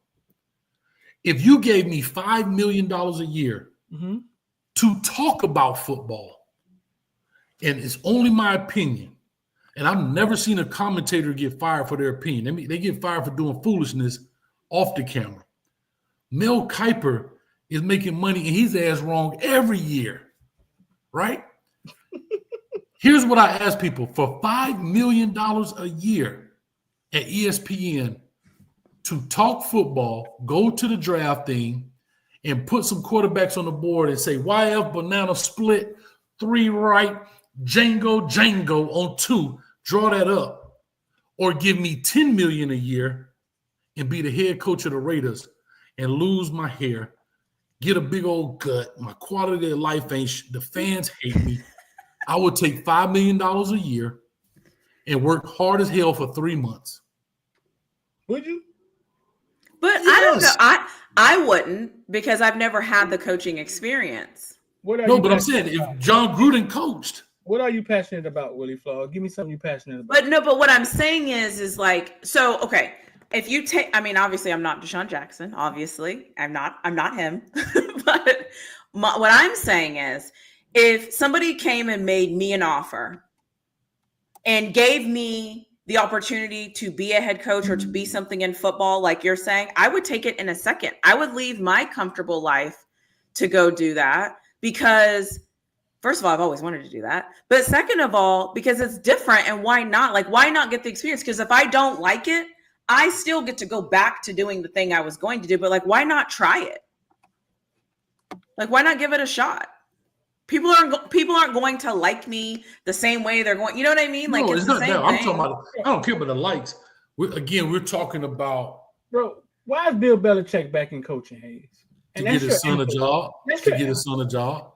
That's your answer right there. I think. I think. Yeah. I think when you find a thing that you're passionate about, right? Life is about purpose, right? And when you find something that you're passionate about, like it's the thing that you would do for free, right? You take it away from somebody. Hey, you sitting up here talking with me and Really Flawed is not. You don't get the same feeling that you get in November. It's 2 hours before a playoff game. You don't get that same feeling here. I can agree with you. Listen, I can agree with that. But the difference that I do know is what I've come to realize, and it actually was a blessing for me because I thought I was going to be a lifetime coach. I really did. But my quality, this is me now speaking. I can't speak for other coaches. I get it. Like a guy like Bill Belichick, they lifers. I get it. When I even talked about John Gruden, I thought the day that I walked off, and I remember putting my shirt, I remember laying my coaching shirt in the middle of the locker room floor, and I knew I was done. Because I felt like Nick Saban, like he saw the change. I saw the change. I didn't want to be a part of it.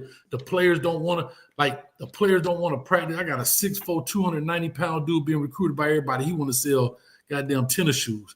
Like, I'm fighting hard, and I knew I didn't want to be a part of it anymore. Like, and I'm trying to tell this kid, baby, I get the fact that you like to sell shoes, but build this platform, because he was good. Build this platform, and you could be the damn shoe guy for the team. Like, he couldn't, like, I'm trying my best, and I knew, that's just a quick story. I knew I was done in that aspect, and I'll go to the college part of it. That's another day, but I knew I had run my race. And when I ran my race, I was really about to go into real estate. This happened because of COVID, what I'm doing now. I had already made my mind up looking at real estate thing. I was going to start working in that field. But I made that damn one video with Kamari Wilson, and now I'm here talking YouTube and shit, right? So I kind of get the best of both worlds where I still had that freedom where I can do some real estate things and still be around the game, in essence, and talk the game. I'm not completely away from it. But to y'all point about Deshaun Jackson doing stuff you really love, you ain't never coached it. Do you know if you really love it? But how do you know though? How do you know? Go to their Wikipedia page. No, how do you know if you love it? Because this is the same thing I tell my students. But that's my point. Right? Respect it. But you don't know that he's not. This is what I tell my students all the time. They're like, they have all these hopes and all these dreams, and they're like, I want to get a business degree. And I'm like, all right, but what are you going to do with that? Like, what is business to you? Are you going to own a business? Do you want to be a business leader? Like, what does that look like for you? Deshaun Jackson might be like, I want to talk about football. So they did the podcast, and he was like, I want more than just to talk about football. I want to impact football. And so maybe now he's thinking, well, F it. If somebody's going to give me a full-time job to be a coach, I'm going to go be a coach of football. Now, he might get into it and be like, I absolutely hate this. Or he might get into it and go, I kind of like the coaching, maybe not head coach. This is a lot, but I would love to be somebody's assistant. But how would he ever know that if he doesn't? Because you've had ample opportunity. If Deshaun Jackson walks to anybody's college, high school, he's going to get the job.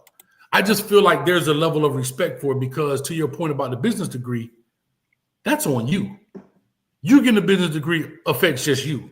But you becoming a head coach affects those 80 kids you're taking care that you're coaching, mentoring, and may have an opportunity to go to the next level, and so forth and so on. So those kind of things are a you decision. Your podcast is a you decision. If people watch it or they don't watch it, their life not going to end because you stopped the podcast. But these players are counting on you. Believe it or not, these coaches, their mobility and upward mobility is a lot of it is based on what happens.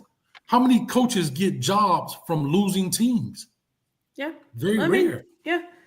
I guess that's why you see the Nick Saban tree all over the place, because they win and people want to sponge from that. And so that's how I kind of look at it is, if you want to get into coaching, cool, get into coaching. And that's why I don't knock Deion. I never knock Deion for that. I always say there's things he had to learn because it's a different level. It's like if somebody went to me right now and said, Coach, be a head coach at G5, Power 5. I don't know everything. There's definitely some things I have to learn because I haven't done that, but I have the basis. So with Deion, at least he had been coaching for some time, definitely a different level, but there's some things he had to learn, and we saw that as he evolved as this coach. But for a guy to be on the job training day one in Division I football, it's tough work. Can I do this real quick? Can I give some love to a new member? We got a new member in the building. Y'all clap for real? Because can we get the picture off the screen? Yeah, is that Ashanti's mom up there? Hold on, I'm on a little screen. Hold on. No, that's not Ashanti's mom. Belichick girlfriend. We're off the rails. Y'all clap it up for Ashanti mom becoming a new member in the building. Ashanti mom. Y'all gonna clap.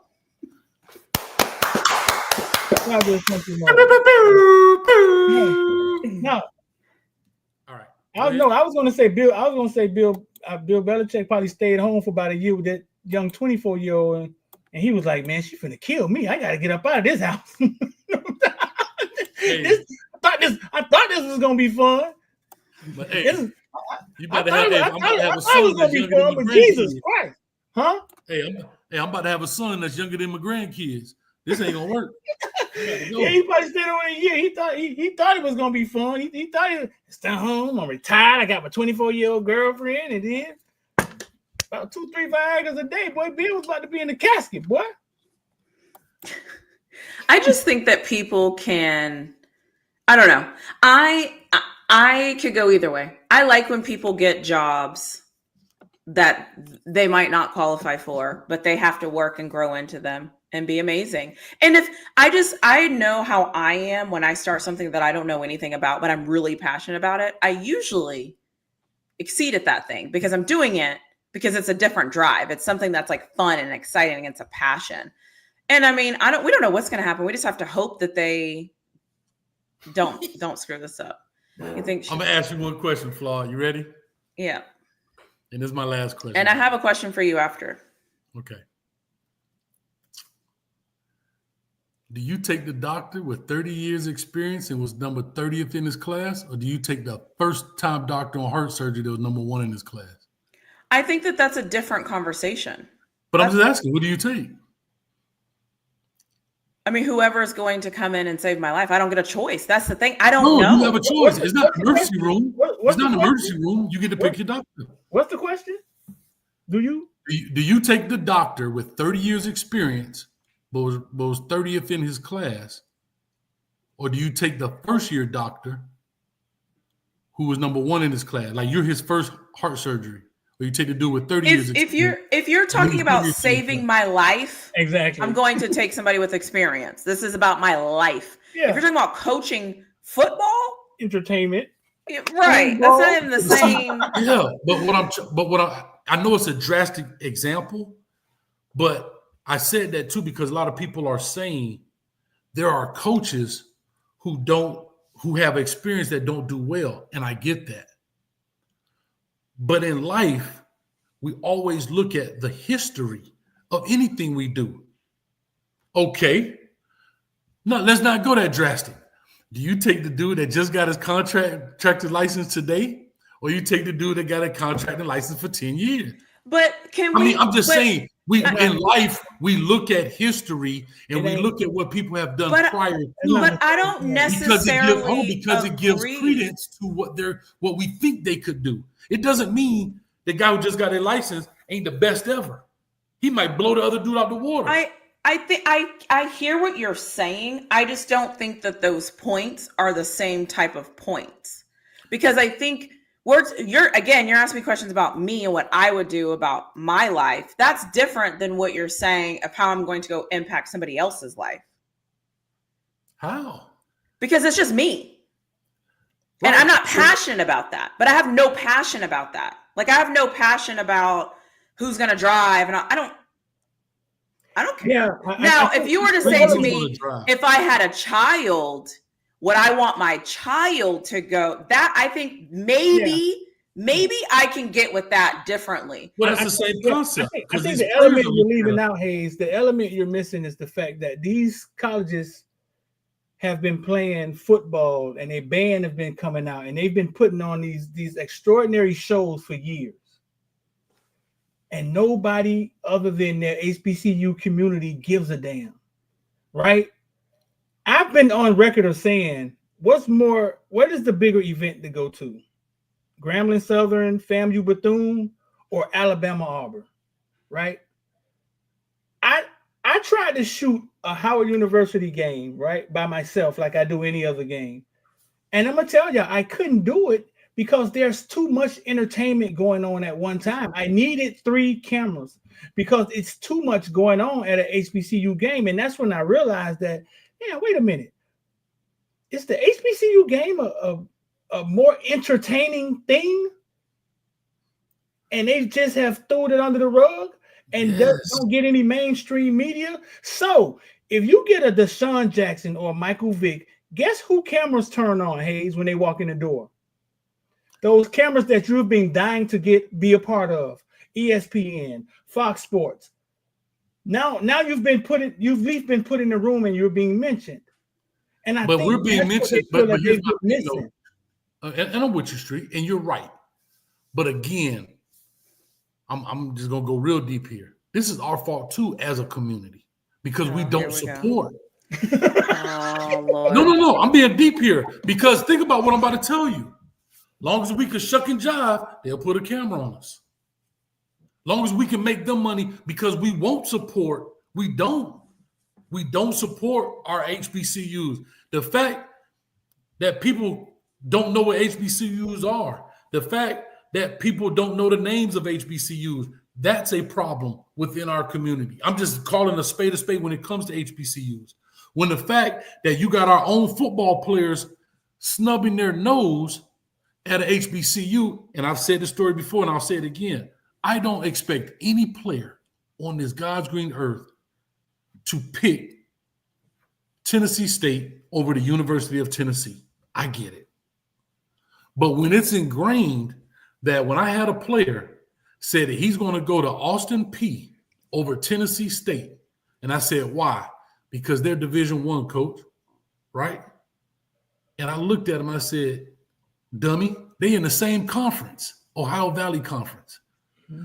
That is the problem because we are already, it is brainwashed that is better than this, and Tennessee State been whipping Austin Peay and Eastern Illinois forever. So what I'm saying is we have to, as a people, we have to do better to educate what the importance of HBCUs and so forth and so on. And we look down upon them when Tennessee State is literally in the same conference. Hampton leaves there and goes to the Big South. And bro, have you ever heard of Campbell University? Mm-hmm. The Camels? I follow them on Instagram. That's my point. Guess who conference Hampton was in? The same conference. But you got kids willing to go to the Campbell Camels versus the HBCU on the same conference, the same level of football. Mm-hmm. The quality of life in college is better. Bro, what the hell do you think you do at Campbell University when football season over? Tiger just told me Western Carolina was in a city in North Carolina. I lived in North Carolina for 8 years. Drove all around North Carolina for numerous reasons. I have no clue what city Tiger is in North Carolina, bro. Never seen it on the map. Never crossed paths with it. I was like, bro, you're where? What's the school? Western Carolina. Oh, but that's not a HBCU. Yeah, that's not. No. I'm just saying. I'm just saying. I had no clue where he was. Where he was. You know what I'm saying? Gotcha. These. So I'm saying that to say that Inyo Yapor just committed to Tuskegee. Correct. What we have been hoping had to happen in football it could be about to happen. Because I think some people are realizing what you're saying, Hayes. They're realizing that, hey, if I go to FAMU, because now high school kids are going to have to go lower levels. If it ain't clear to you now, it should be. It has to be clear to you now. High school recruiting is getting pushed down. Facts. And they're going to have to go to lower levels. Yeah. And I think they're going to start saying, instead of me going to Indiana to go to this prestigious, you know what I'm saying? Let me just go have fun for 2 years. Then maybe I get, you know what I'm saying, get out of here in a year or so. Instead of me going to FIU, maybe I go to FAM and I get this black experience and then you get out of there in a year. So I think that's about to start. I think it's about to start happening. It happened in a way that we didn't see coming. Which goes back to the original point, though. That's why you hire Michael Vick and Deshaun Jackson. Yeah. No, it has to be a magnet. It has to be a reason to bring him there. And here's a perfect example. Campbell Camels. They are in Bowies. They're in Bowies Creek, North Carolina. The population is 3,500 people. Wow. Woo. And that's a university? Yes. And most schools are in versus Tennessee State, which is in Nashville. But we won't do the homework. And that's all I'm saying is that we got to do better. The fact that it's people that, matter of fact, here we go. That's a great point, Hey. That is a great point. That's what I'm talking about, the quality of life. Yeah. Bro, I have never seen a Campbell, Eastern Illinois football game on television. I'm a junkie. It's a game on TV right now. But what we have to educate our people on, too, is the quality of life, going back to the classics, right? Going back to homecoming. If you're good, they're going to find you. We have to understand that. But we have in our mind that is right. I always said that. I remember when FAMU played Southeastern Louisiana. Imagine those kids that played at Southeastern Louisiana went to Dillard, Xavier, Grambling, Southern in Louisiana. They could now compete in the playoff. The reason they go to the Celebration Bowl, because they can't compete with those teams. I'm just calling it what it is. That's why they opt out and go to the Celebration Bowl, because you can't compete in the playoffs. You get your head knocked off because they have more talent. But that's because we head over heels. I got to go to this school. And if you go look at Southeastern Louisiana, they don't even got a state. They got grass over there. No, Trash Powell got more seating than Southeastern Louisiana. You can pull up their facilities right now and put it on the screen. But we lose our mind because we everything that glitter ain't gold. But if we go and give love and show support, that's kind of what Ed Reed was talking about. We got to give back, and we don't. We don't. So are we still talking about head coaches, or are we talking about black folks? I'm talking about both. I was just talking about our HBCUs, our black folks. I was talking about our athletes that can go into those programs and really make them competitive. Because I'm gonna tell you what they don't want. They want to keep us in the MEAC and the SWAC. So we beat up each other, go to Atlanta and play to celebrate. Imagine us going in that playoff and Tennessee State, Grambling, whoever is the national champion. A national champion in what? That level. What do you mean? What do you mean? At the FC, at that level. That's why you think they play the playoffs. Playoffs? Playoffs? Yeah, the playoffs. I'm just saying that from a recruiting perspective is deadly. So yeah, you would have to do the history on that. I don't know if y'all have ever did the history on the Negro League, and you would have to do the history to figure out, like, why is it looked at like this? Like, why coaches aren't taken from HBCUs? Like, why is there no bridge? Like, They don't because white is right. What do you mean? And they don't Are we serious? Are we serious right now? But it could be a bridge. Like, you got a winning coach at an HBCU, right? Like Willie just went to FAM, but Manny had to pull him to Duke first, right?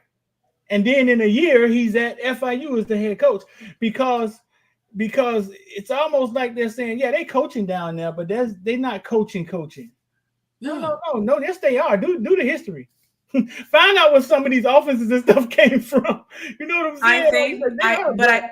I think the problem is it's a cultural shift that a lot of people don't even realize they're not aware of. Like, a lot of, like, listen, let's just call it what it is. I say this all the time. People probably get annoyed with me saying this.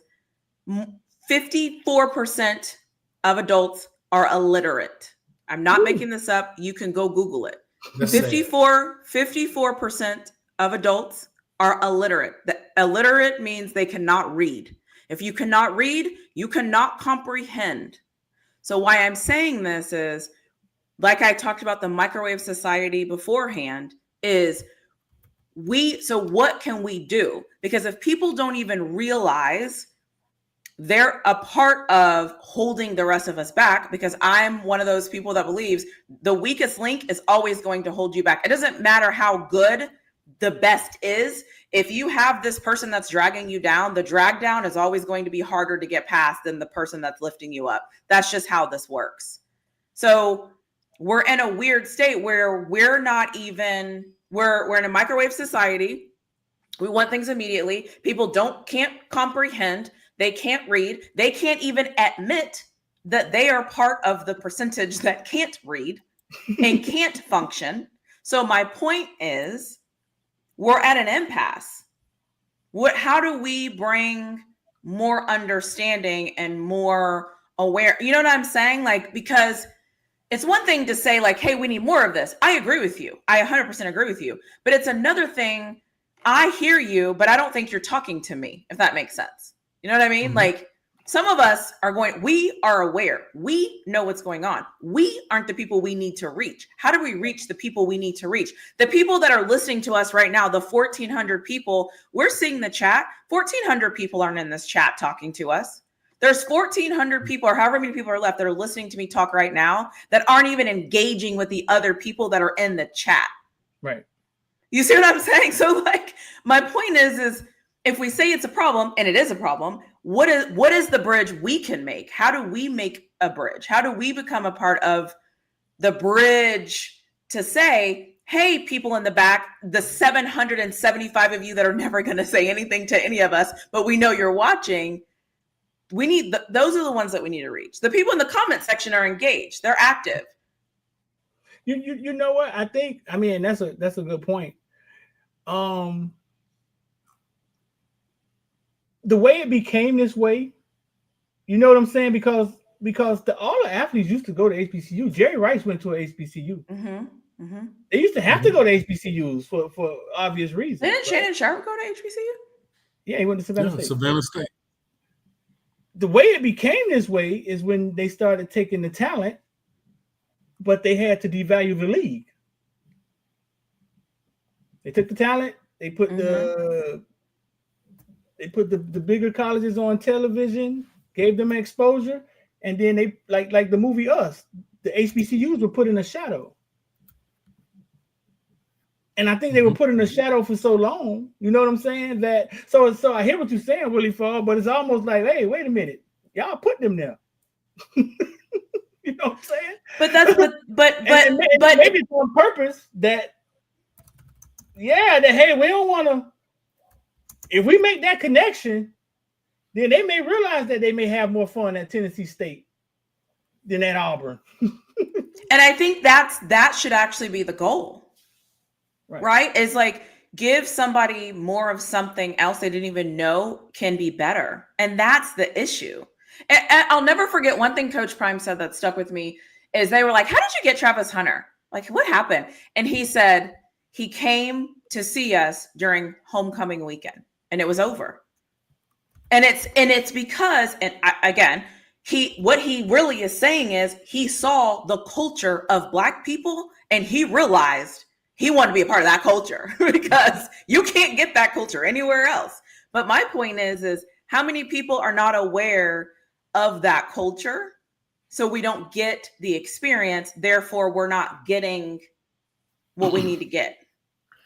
Well, and second part of that too is because we don't teach it, right?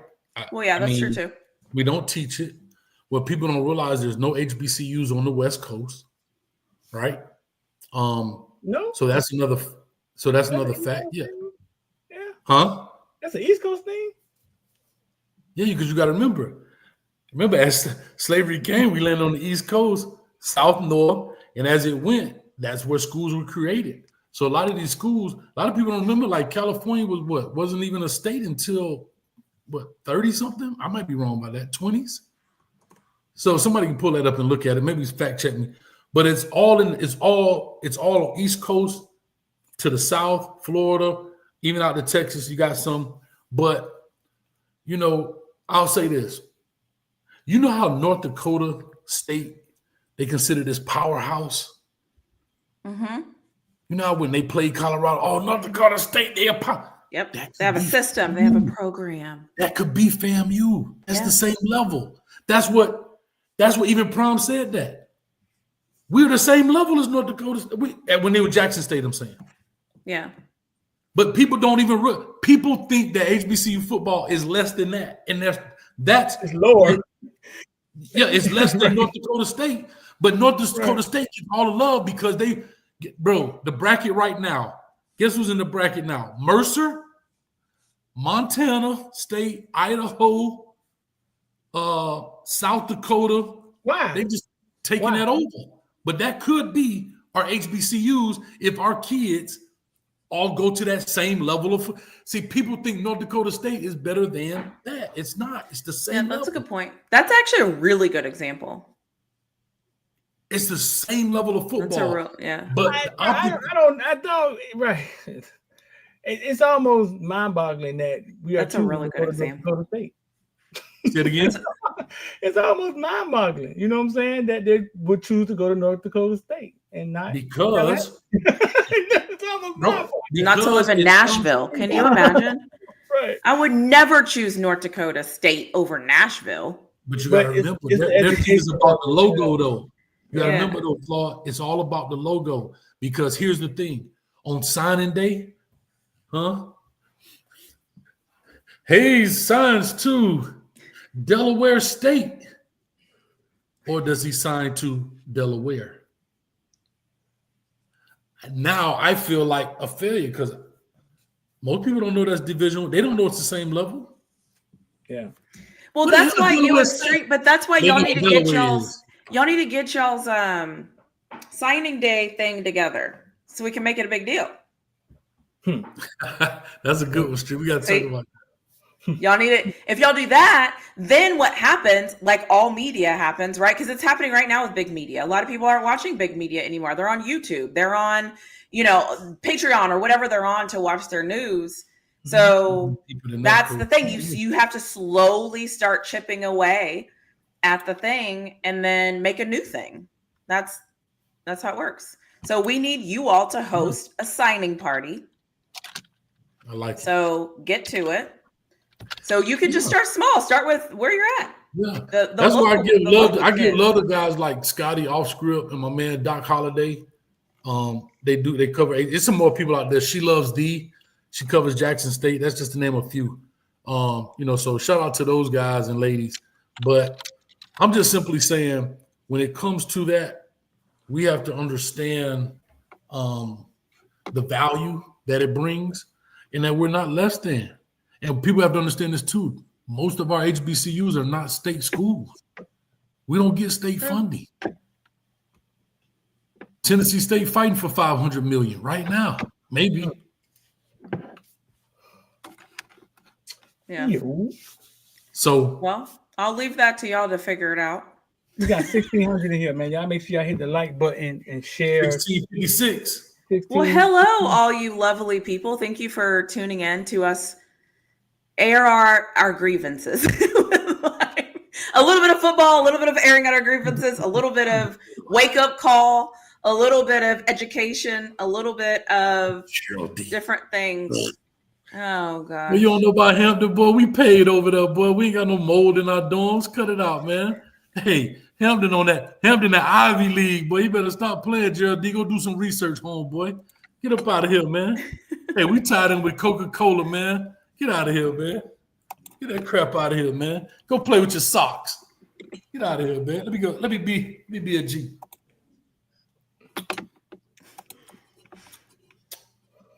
Y'all got OC House?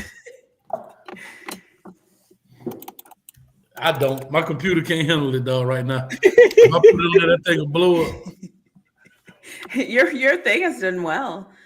Are you out of your drink? No more. That's why it's doing great. You know, the Wi-Fi don't have to go through the drink. It's empty now. Willie Floyd, you got an OC House? I did. I put in the thing for you to play. Okay, good. We ready. Run it. Yeah. You go first. That's what's over here. That was a segue for you, and you.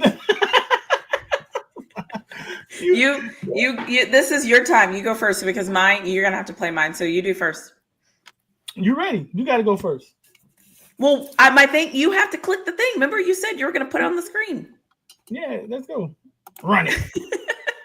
My I don't see how is sponsored by my own damn self. It's sponsored by Really Flawed YouTube channel. Okay. If you don't know where to find me, go to Really Flawed on YouTube. I am there. You can see me there. You can enjoy all of my craziness, more of me uncut sometimes. And sometimes I'm a mess and sometimes I'm not a mess.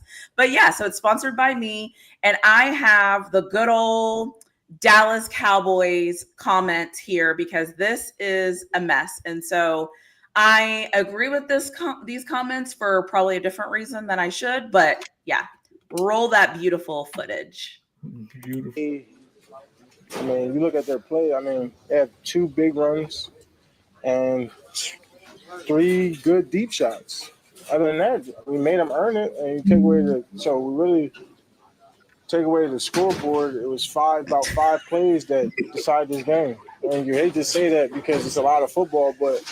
You know, the 2 deep shots to Devontae Smith and the one to A.J. Brown and also Devontae on that slant. You know, for the most part, we're making them earn it 3 yards, 2 yards, 4th and 1s, which is good football for when you're playing a team like the Eagles. But the other side is that when you play in those big teams, we understand big plays is going to happen. And you understand, like, all right, A.J. Brown, Devontae Smith, some of the best guys in the league, they're going. So I don't know if y'all heard it, but he said, if you take away the scoreboard, they're okay.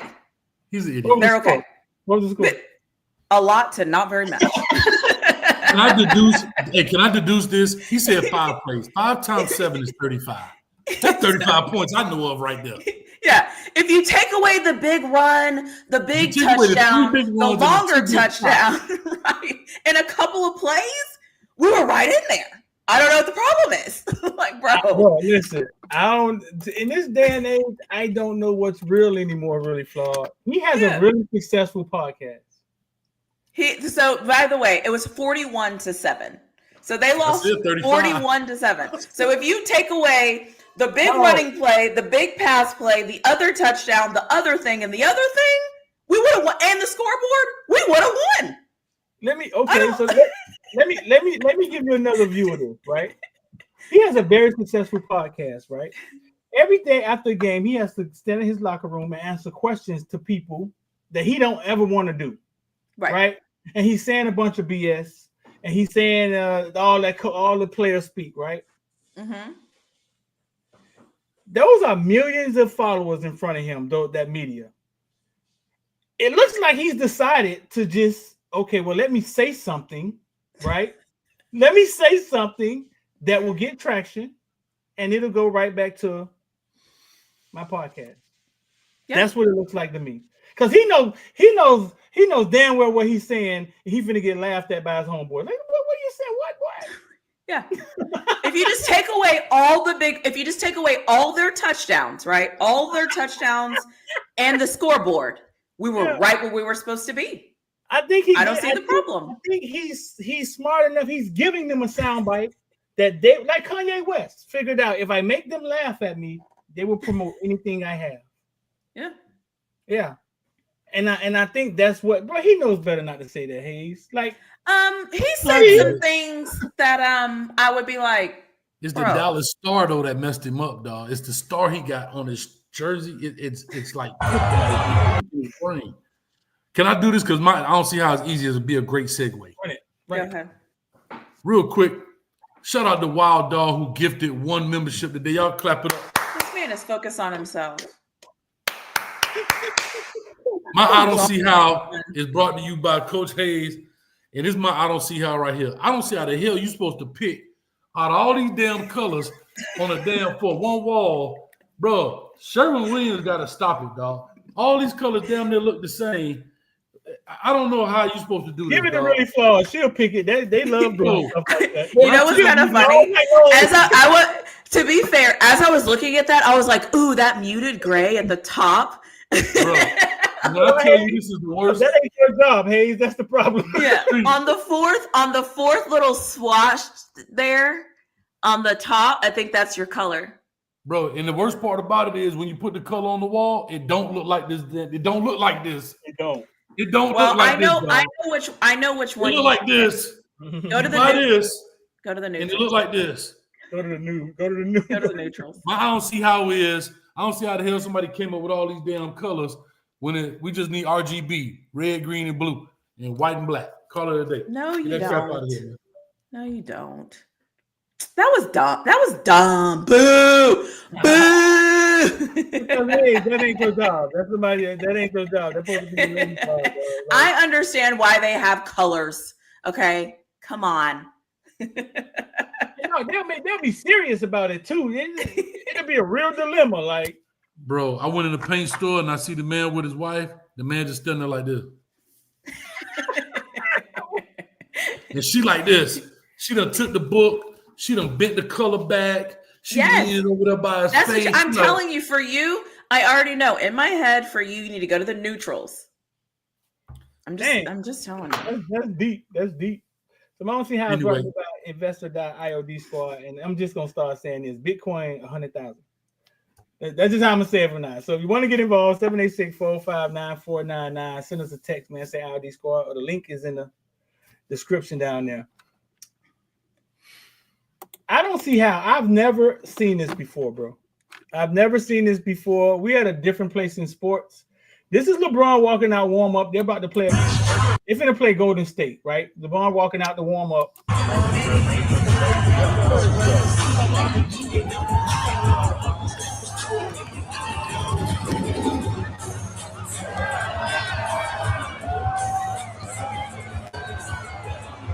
Never He seen it before. fraternized with the enemy.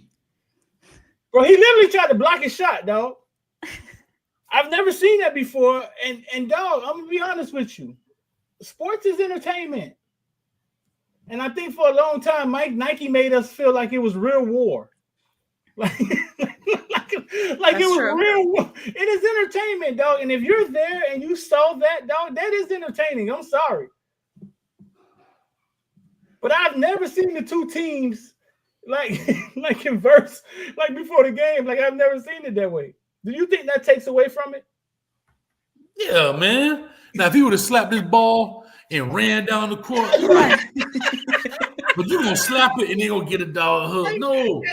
A big, long, like embrace. Like, hey, Can I guys. tell you something, Street? If you would have got me on that sideline for the Miami Hurricane Pop-Tart Bowl, as soon as we got in there, we were straight media enemies. I'm finna put you to sleep, Street. I'm finna have the best camera angle. I'm finna have the best interviews. When you get to talking, I'm gonna be coughing in your mic.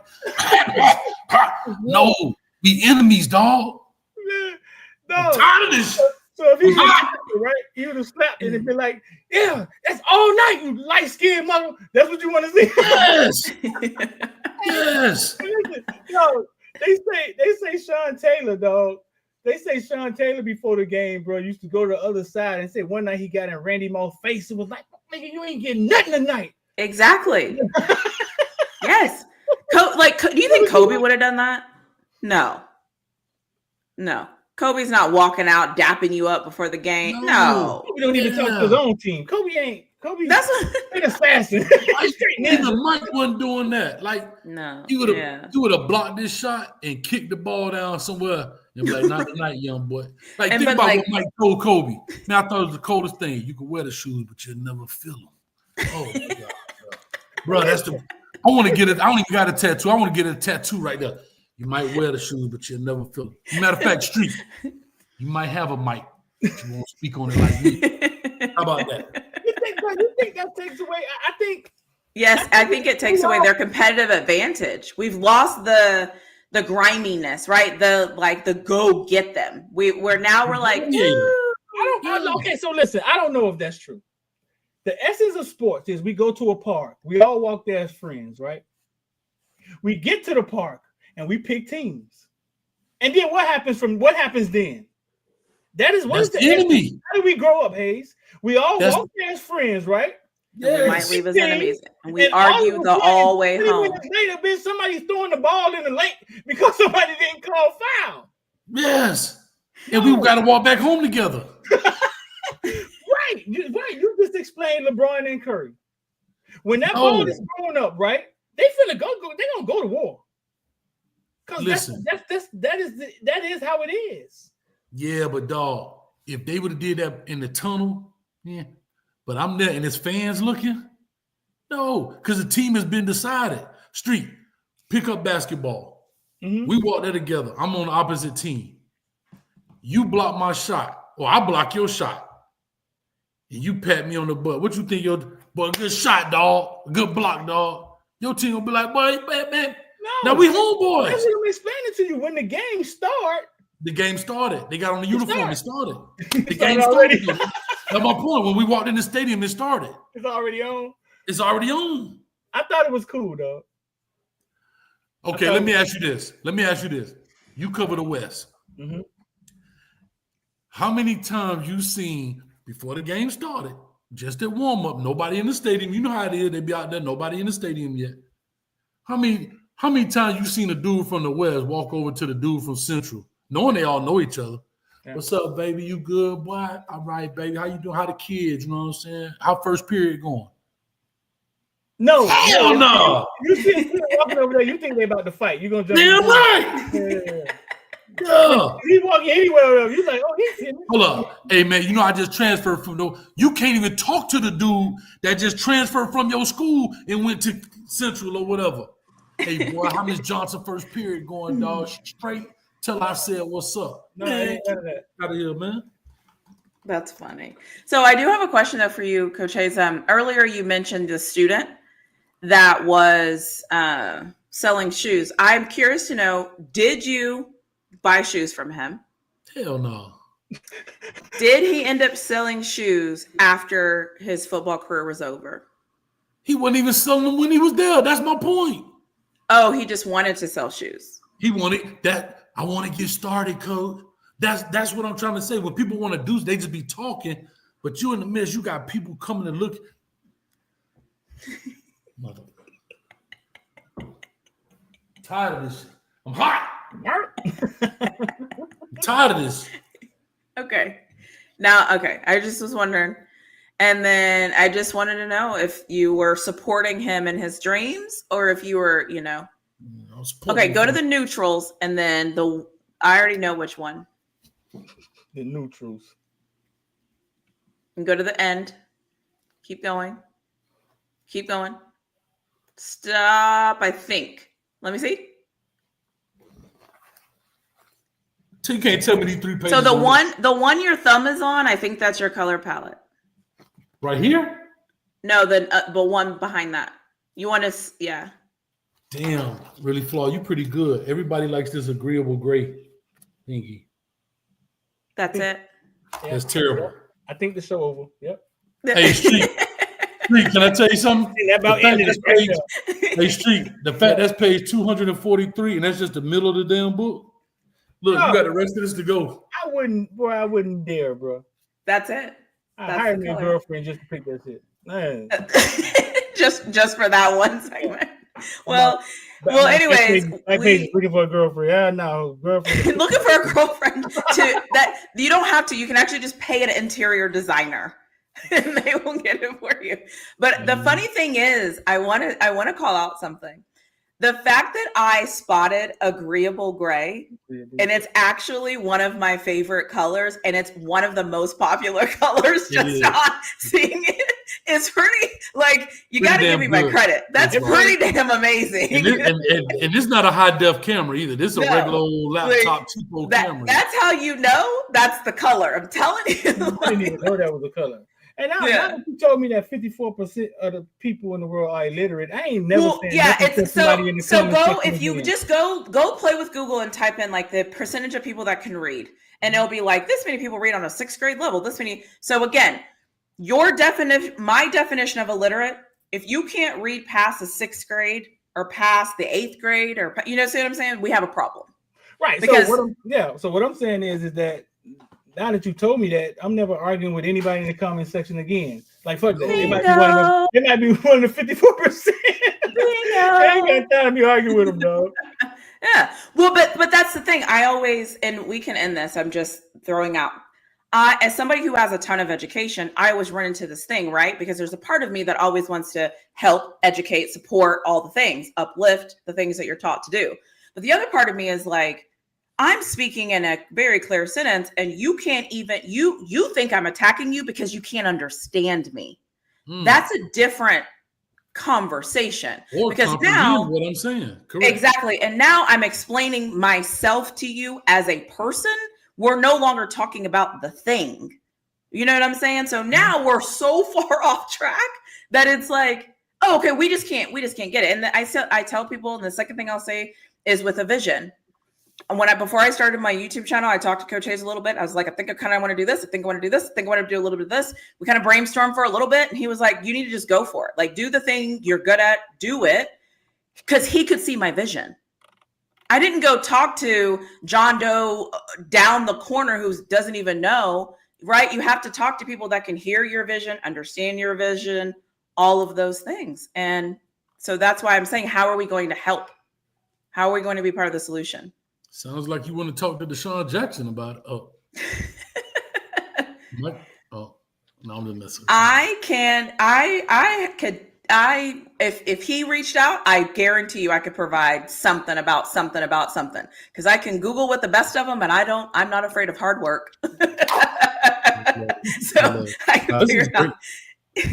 Anyways, yeah, I know we're probably over time. Y'all. 1680 in the building. Really? That is. That are just listening to us. Let y'all know, man. We're on YouTube, Facebook, as well as Twitter/X. Really Flawed in the building on Mondays, rocking out with us, holding us down. And somebody asked last show, would I be here every Monday? Yes, that's the plan. Every Monday. Every Monday you got to deal with me. So. Street. I see a reflection in your glasses. They say, who is Mia Khalifa? Oh, gosh. What screen you looking at? You know who Mia Khalifa is. Yeah. And I would like to report back to the chat, if you're still in here, there's a couple of people that asked if your hat was ever going to go forward. And the answer is no. It never did. I'll put it there. It is. There it is. People ask, I don't really wear a lot of hats and stuff. And the reason I have the Lions hat is because I did an OTA up there with the Lions. Wait, is that what Lions say? Back when Jim Caldwell was the head coach, I had an opportunity to go up there and spend a week and a half with them, man, during the training camp and all of that stuff. Still a Dolph fan, but it's the only hat that was available. All my other stuff in boxes. But I have to say it was an awesome experience. First class. It was awesome, man. It was awesome. And guess who I was up there with, Street? Who? Brad Kaya and Al Golden. Really? They were at Detroit at the time. So everyone's like, Lions don't do that. I'm like, wrong. Okay, my bad. Listen, I messed that up. My bad. Okay. Those you ain't go rawr. My bad. Okay. Snarf. Remember that? Earlier I said monkeys instead of minutes. Now I don't know what sounds lions make. I'm a mess. So it is what it is. What do you want me to do? The Lions. I try not to disrespect my Dolphins, but hey, I'm looking rough, boy. I'm talking about no shave December. Is Street almost went in there and got a black box, boy. Did one of these. This is anyways. So yeah. Thanks for coming around. See you. What are y'all doing tomorrow? Because it's sound like you want to party. Sound like no, I'm saying because it's New Year's Eve. Are y'all going live? that was on point. Sound like you want to party. So what are y'all doing tomorrow? Sound like you want to party. Same time, same place. What are y'all doing tomorrow? Yeah. Hey, you bring some of your friends. I bring some of my friends. You can be friends. That's a photo, man. Hey, so what do you got? Pizza? Hey, we had pizza. I don't have any money. No problem. So what's the plan for tomorrow? Oh my goodness. All right. Well, none of us can end this but Coach Hayes, so we're all at the mercy of Coach Hayes. Yeah. So, Coach Hayes, what the mama told me? Hey, Street. Hey, hold on. I'm finna put Street out there. Street came all the way to Orlando. It didn't even help your dog move a box, dog. Slipped in, slipped out. Not one box. Bro, not even a pizza box. He didn't even drop off a bill. Like, here you go, bro. You working hard, man. I'll holler at you. I gotta get back to you. I was throwing hints. I was like, dog, you moving that stuff by yourself? And I kept saying, you need to get a moving company. Dog didn't even come through, man. But you dog, didn't come help. I was giving you all the hints. Dog One man and a truck. Street, you meant to text that to me? Oh, my bad. I didn't mean to text that to you. You didn't even lift a box of pizza into the house to help? Bro, Street didn't even ride by and throw a deuce or something like, boy, I got you, boy. Looking Where you at? Hey, boy, I'm 95 South. Boy, I'm gone. Damn. Great. Hold up. I dropped some Pop-Tart crumbs in my lap. Hold up. I'll call you right back. Be your own people sometimes, boy, I tell you. Nah, you know what? I can't. This chat sometimes. Oh, they be on it. Miss Geniality, how y'all doing?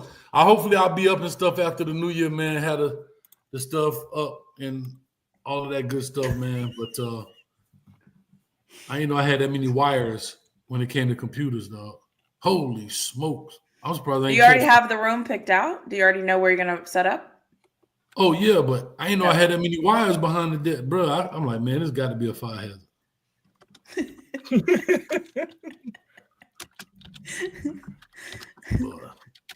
Probably was. But anyway, real quick, since we on here and we rolling and we going probably pretty long because tomorrow New Year's Eve. We talk about bowl games. I triggered someone. Someone said I was so green. You were so green. What do you mean by that? I love like my goal in green life. Green is in the color, or green is in like if you from Miami, we say you green. What does that mean in Miami? See what I'm saying? That's why I need to find out what they mean. What kind of green? Well, I don't know. Ask the chat. Chat, what kind of green? Why they doing that? Because I don't know. That means green. He called me a feminist. I was called a feminist earlier, so I'm like, okay, that's a cute little title. And then I was called green. I'm like, okay. Because green could be a couple of things. Green could be like, a novice to it. Green could be talking about the color. Green could be talking about quite a few things. Or green could be saying you just a real. You know what I'm saying? All I know for sure is anytime anybody in the chat is triggered by me, I am doing my job. That's why you really fall. Yeah, there it is. Keep typing about me, boo. Keep typing. There it is. Real quick, but since we rolling pretty good here, what did y'all think about the bowl games? Do you think they got it right or wrong? The bowl games or the not the bowl game, but the playoffs. Oh, excuse me. I'm sorry, the playoff bracket. Did they get it right or wrong? Like, because everybody talking about, look at the teams they picked. For some reason, all the away teams got blowed out. And my theory on that is that once again, you got the transfer portal going on right in the middle of football season, and those teams had players leave. Now I know people saying they're not the starters, and it doesn't matter. Like your locker room, there's something going on in your locker room, and you're trying to prepare for a playoff game. Yeah. So I think dealing with that kind of could have took a toll on the away teams because all the away teams got blown out. They thought it was an ACC thing. Oh, the ACC wasn't supposed to be here, and then Tennessee showed up and didn't show up. Hold on. So you saying some people opted out of the playoff game, the first round? No, what I'm saying is there's teams in the playoffs that lost 10 guys to the transfer portal. The first. That's what I'm saying. Yeah. Really? Yeah. Yeah. Oh, Was it? Yeah. Was it? Who was it? The coach? I got the whole list. Was it Penn State? I think it was. I know the Penn State coach was actually talking about the backup quarterback leaving. Yeah. Matter of fact, Georgia's quarterback, isn't it Georgia's quarterback? Was it Georgia's quarterback? They had to ask to come in the game. He was Ohio State. Devin Brown was Ohio State. Yeah, he wore like 33 or something. Yeah, now he was gonna be in the portal, and then in the game they put him in the game. They didn't put Julian Sayin in the game. But so why they gotta do that though, Street? You know why? Why? Because they gotta be enrolled in school. Yeah, like that's the thing. They got. That's what I was just gonna say. The problem is the timeline for these games. I think they're playing too long. I think week 0 should be a real week. I think everything's got to come up. I don't think a college football team needs 20 days off. I think having the bye weeks was a bad idea. Like there's so many things that are happening that I'm like, how do you have football happening in a transfer portal and then they've got to enter school? Like, right. So and then if you think about it, they're going to be playing football from August, the 1st of August, spring camp, until the start of their next semester. That's how long their football season is if they make it to the championship game.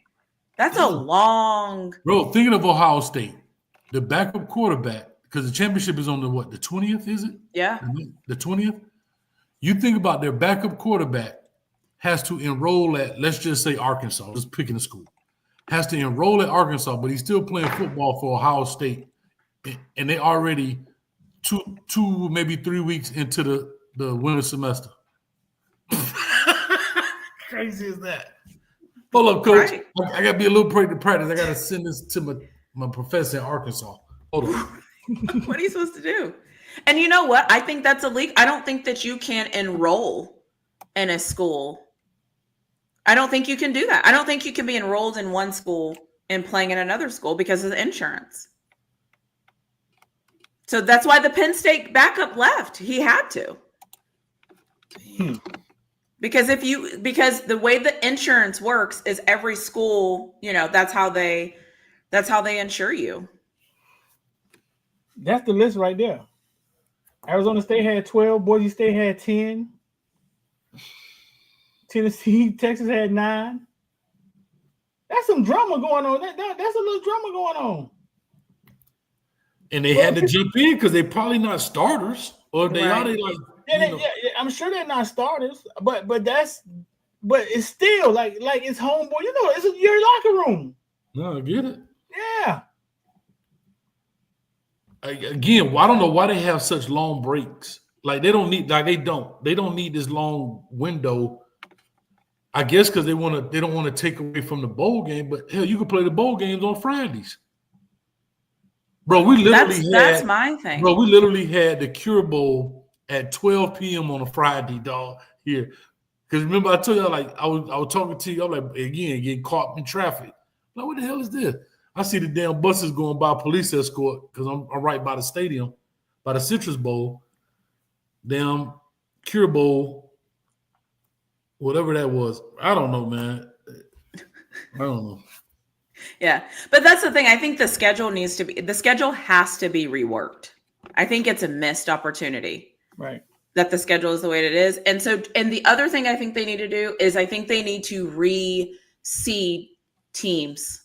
Once you get your 12, reseed. Because I don't think it's fair that Oregon gets all the time off and then their first game is Ohio State. Go ahead and click on it. Okay, this started off as an inside joke. Were you there, Street? Okay. I think we were in the Discord and we were talking about coaches that coach on one side, offensive coach or defensive coach. And because Cristobal doesn't. Damn, Reggie. Because Cristobal doesn't specialize. I mean, he doesn't specialize. They call him a non-binary coach. Whose thing were we on? Bro? What? And Because non-binary means you don't have a side, right? You don't. Oh You're my not. gosh. So I'm like, hold up. So I said I was gonna get you to ask. I forgot to tell you this. So I was gonna get you to ask Cristobal. Here's the question, Coach. Since you're a non-binary coach, how do you feel when you have to pick an offensive defensive coordinator? How do you know how you feel about? That's how kind of I was headed, but you know. non-binary code. What? Non-binary. Yeah, let's do it. Yep. So, shout out to Reggie for the that's something. Yeah, where I came up with that. Somebody in the chat, I don't know if it was Reggie or somebody was in there, and they said because they would say he down on one side or the other. But Should have anyway, asked him why he was up there at that podium with them Pop-Tarts in front of him. He was mad.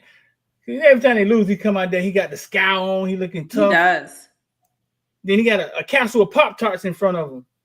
And it's like, nah, man, you can't do it with the Pop-Tarts in front of you, coach, man. And then the damn backdrop almost fell on his head, man. If that backdrop would have fell on him, man, that would have been viral everywhere, bro. Like God just started pushing the backdrop down. I'm like, what is going on? And then they quiet. Like, oh! Everybody, all the media was like, oh. Street, can I tell you this? You'll go viral if you ask him in that way. Coach, since you're a non-binary coach, Street, you always talk about his entertainment. He don't know what I'm talking about. He gonna have to, but dog, everybody else But do. maybe he'll seek clarification, and then you can Non-binary. tell him. Oh my God. What's the question? So the question would be, if say you was him, Coach, since you're a non-binary coach, when like say for example they get rid of Guidry, Coach, since you're a non-binary coach, what is it that you look for in the defensive coordinator when you're going through the hiring process? Bro, you know that'd be your last day at the damn school, right? Non-binary. Non-binary, It just simply non-conforming. means you don't pick a side, right? Like you Yeah, don't have non-conforming, I think, is another word that you can put it. Because you don't pick a side. No. I mean, if you want to fluff it up, if you want to say because you pick both sides. Wait, right, no, because or you could to fluff it up a little bit. You could say because since you're a non-binary, you don't coach offense or defense. You can kind of soften it a little bit by throwing in why you're saying it. What's the definition of non-binary? I'm pulling it up right now.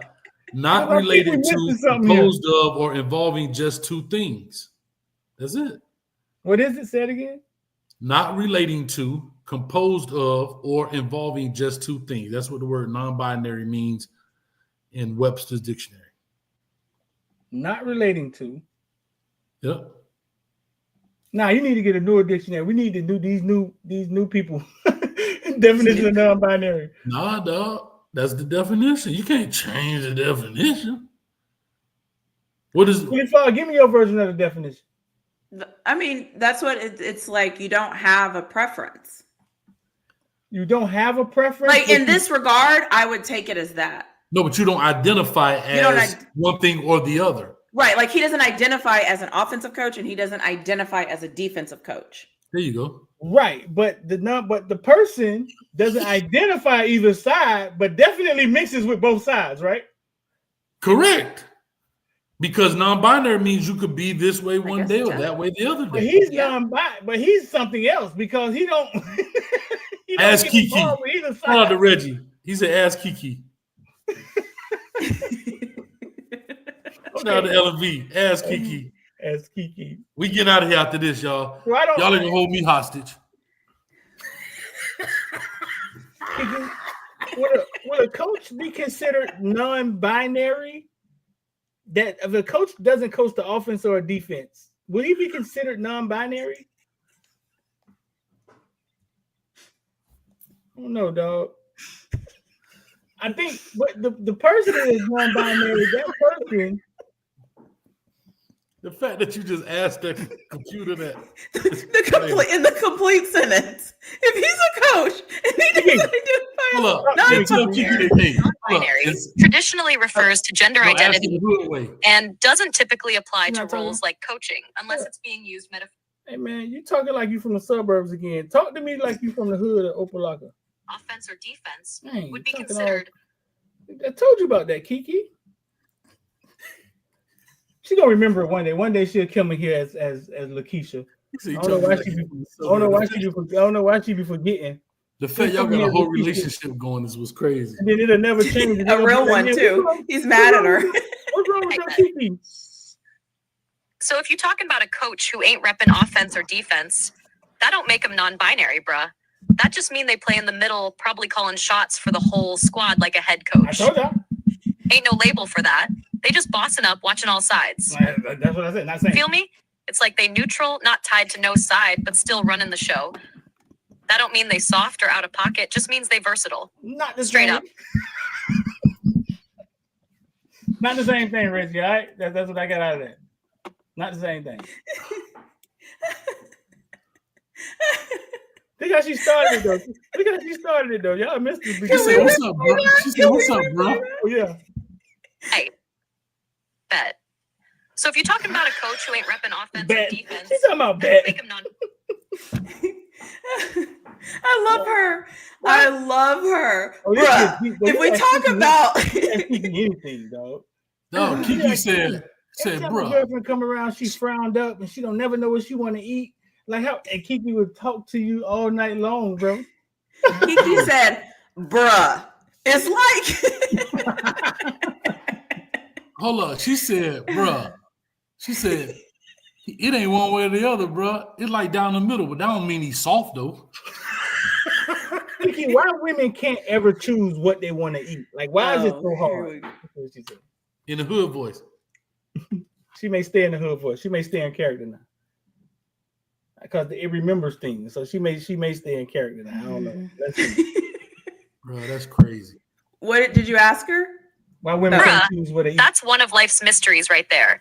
Like the Bermuda Triangle or why gas prices Why women have a hard time choosing where they want to go eat. never make sense.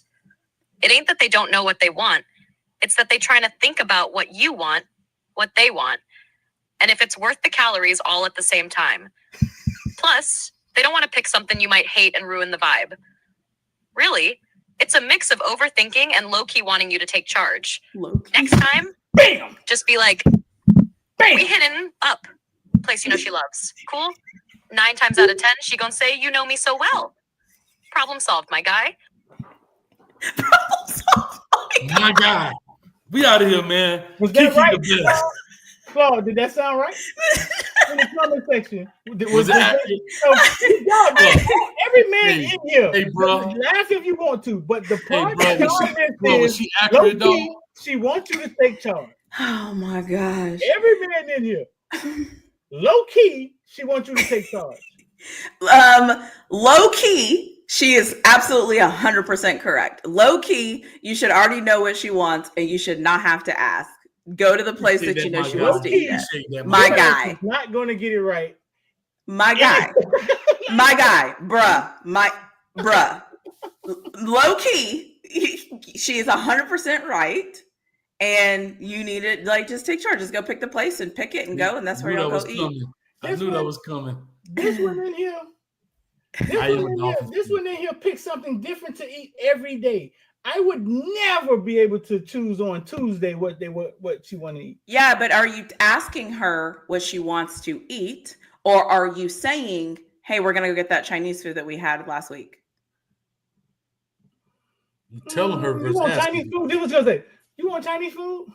That ain't it. Because you're asking no. Because you didn't say you and the problem was you didn't say that confidently. You were just kind of like, oh, do you want it? Ooh, So- we're getting a master class in here today. So do you Now, want I hope y'all it? You see what listening. I'm saying? So Uh-huh. instead you say, hey, we're gonna go to that steakhouse I know you like. Perfect. When are we leaving? But if you say, hey, I was thinking about, do you kind of want to go? I was thinking about going to that steakhouse. What do you think? See that tone? That's Hey, not what you say is how you say it. That's Yeah. right. Matter of fact, hey, get in the car. We're going to the steakhouse. That I would- probably A woman Damn should it. never ever say we're not complicated ever again. Y'all are very much so complicated. I don't think so. I just think it's you have to listen. You just had to teach 2 40-year-old men. Yeah, but the lesson here is listening to what she might like. And the other thing is I think the problem we make in life is assuming that all men are the same and all women are the same and all relationships are the same and all everything's the same, because everyone's different. But low key, bruh. My guy, low key, my guy. Dog, that's a lot of stuff she said going through their head. Did you hear all that shit going through their head? Hey, listen, my guy. What you want to? Hey, listen, my guy. Reggie for the $5. Just the last one. We gotta go.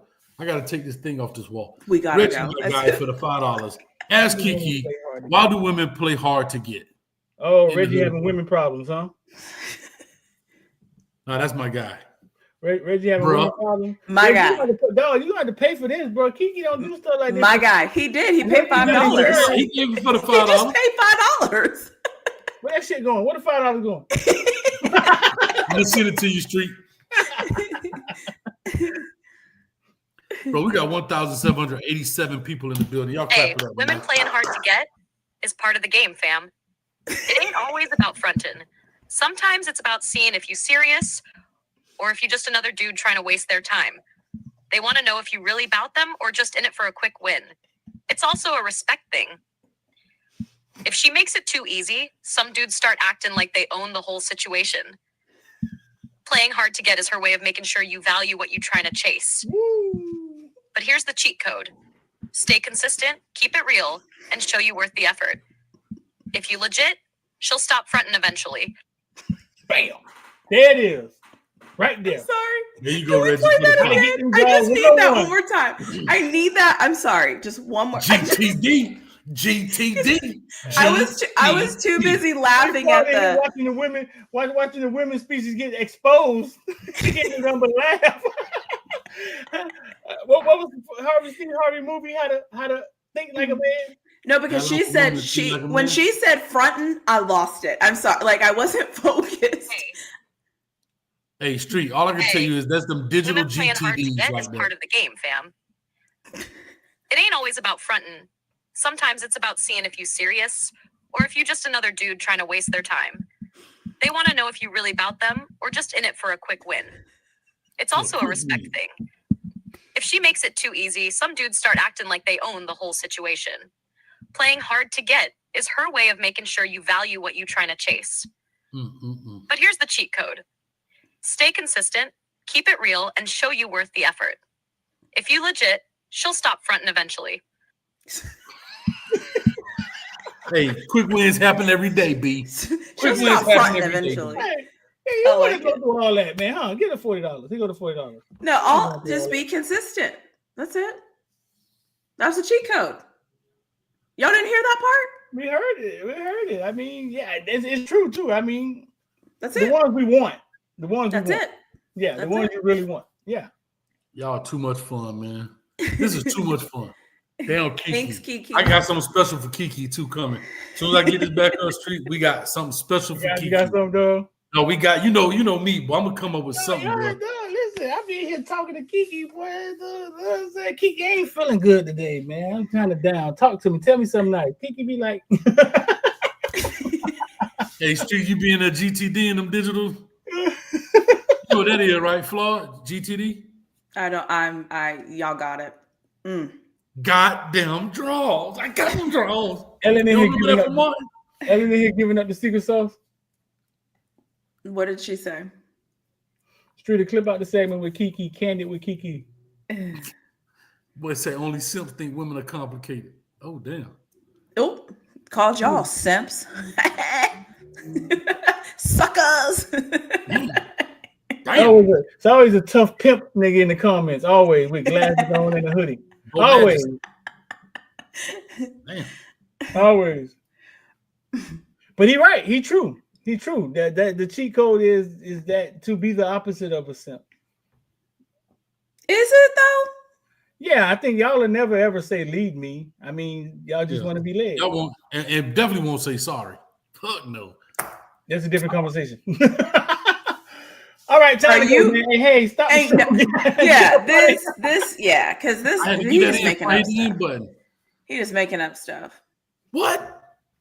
Street, am I lying?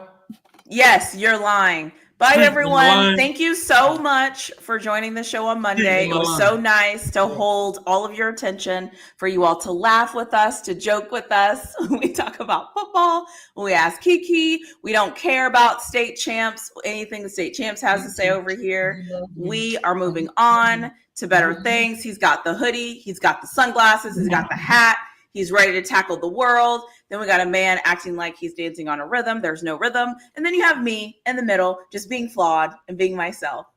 Hey, see you shout out to next everybody year. on the real. I don't think we'll be back for the new year, but shout out to everybody, man. Happy New Year to you, man. See you Much next year. love, prosperity, all that good stuff. And I know you're gonna renege on your doggone New Year resolution, so go ahead and get started It ain't now. even started yet, dog. And you got a super chat. And don't forget to go to my YouTube channel and subscribe to my channel, because I have a lot of great things to say. Women You won't never always say agree with you're me, right, but I have good and I things was to wrong. say. You gotta put them in the figure four. What did he say? Mother- Women never say you're Bruno right. never say you're right. Y'all, I don't know what kind of women y'all got, but You say you. God- you say, God bless say you're you. right. You tell your people you're right. Sometimes you're right. I was wrong. absolutely. I would be like, I got that all the way wrong. Huh? Absolutely. You do. Absolutely. There's Yeah. anomalies If in you- everything if in you in life. trouble, really flawed. Blink twice. Hold up. Street, I know I said we was If gonna you go. in danger, if you in danger, really fall. Blink twice. Never that. Never that. Hold up, Street. I know I said we was gonna go, but this And here we're is gonna out. be the last. No, this will be the last thing that set it off, because I think it's perfect. I really think it's the last thing that truly set it off, because at the end of the day, this tells the ultimate truth. I think I'm in the right spot. Hold up, because this right here is a perfect example. If I could find it without tripping. Go start those New Year's resolutions today, everyone. Don't wait till the 1st, because you are lying to yourself if you're going to wait till the 1st. Start them today. Just saying. Start them right now. Start them right now. Today's the best day. I think it's in here. Oh my gosh. And tomorrow's show, not tomorrow, the next show would actually kill it. What? Anyway, like we did the next show, it wouldn't be right. It's already wrong. But anyway, Take we'll bring this charge back and up at stop some getting point. charged. Yeah, we'll bring this back up at some point. Huh? Take Okay, charge. what are we going to bring up? Oh, about women saying sorry. I'm It's not all getting good. paid enough to be here to talk about talk about your lack of Behind understanding. the scenes, behind with the scenes women. conversation. We're gonna talk about business right here. Whoa. Oh my God. My Lord. Hold up. I think I found it. Hold up. I don't think I found it. What is Nope. happening? What is happening? Anyway, we out of here. That's what's The happening. ship is crashing. We all good, Reggie. We appreciate you for the 5. We out of here. Peace, love, and hair grease. We put in a wholesome Holloway time, 2 hours and 42 minutes, longer than normal. We Hook only 'em, supposed to do hook an 'em. hour. Go Texas. It's her fault. Go I hope Texas. all Be y'all Arizona teams lose, State. whoever y'all root for. God Yes, bless. dating is a sport. Peace.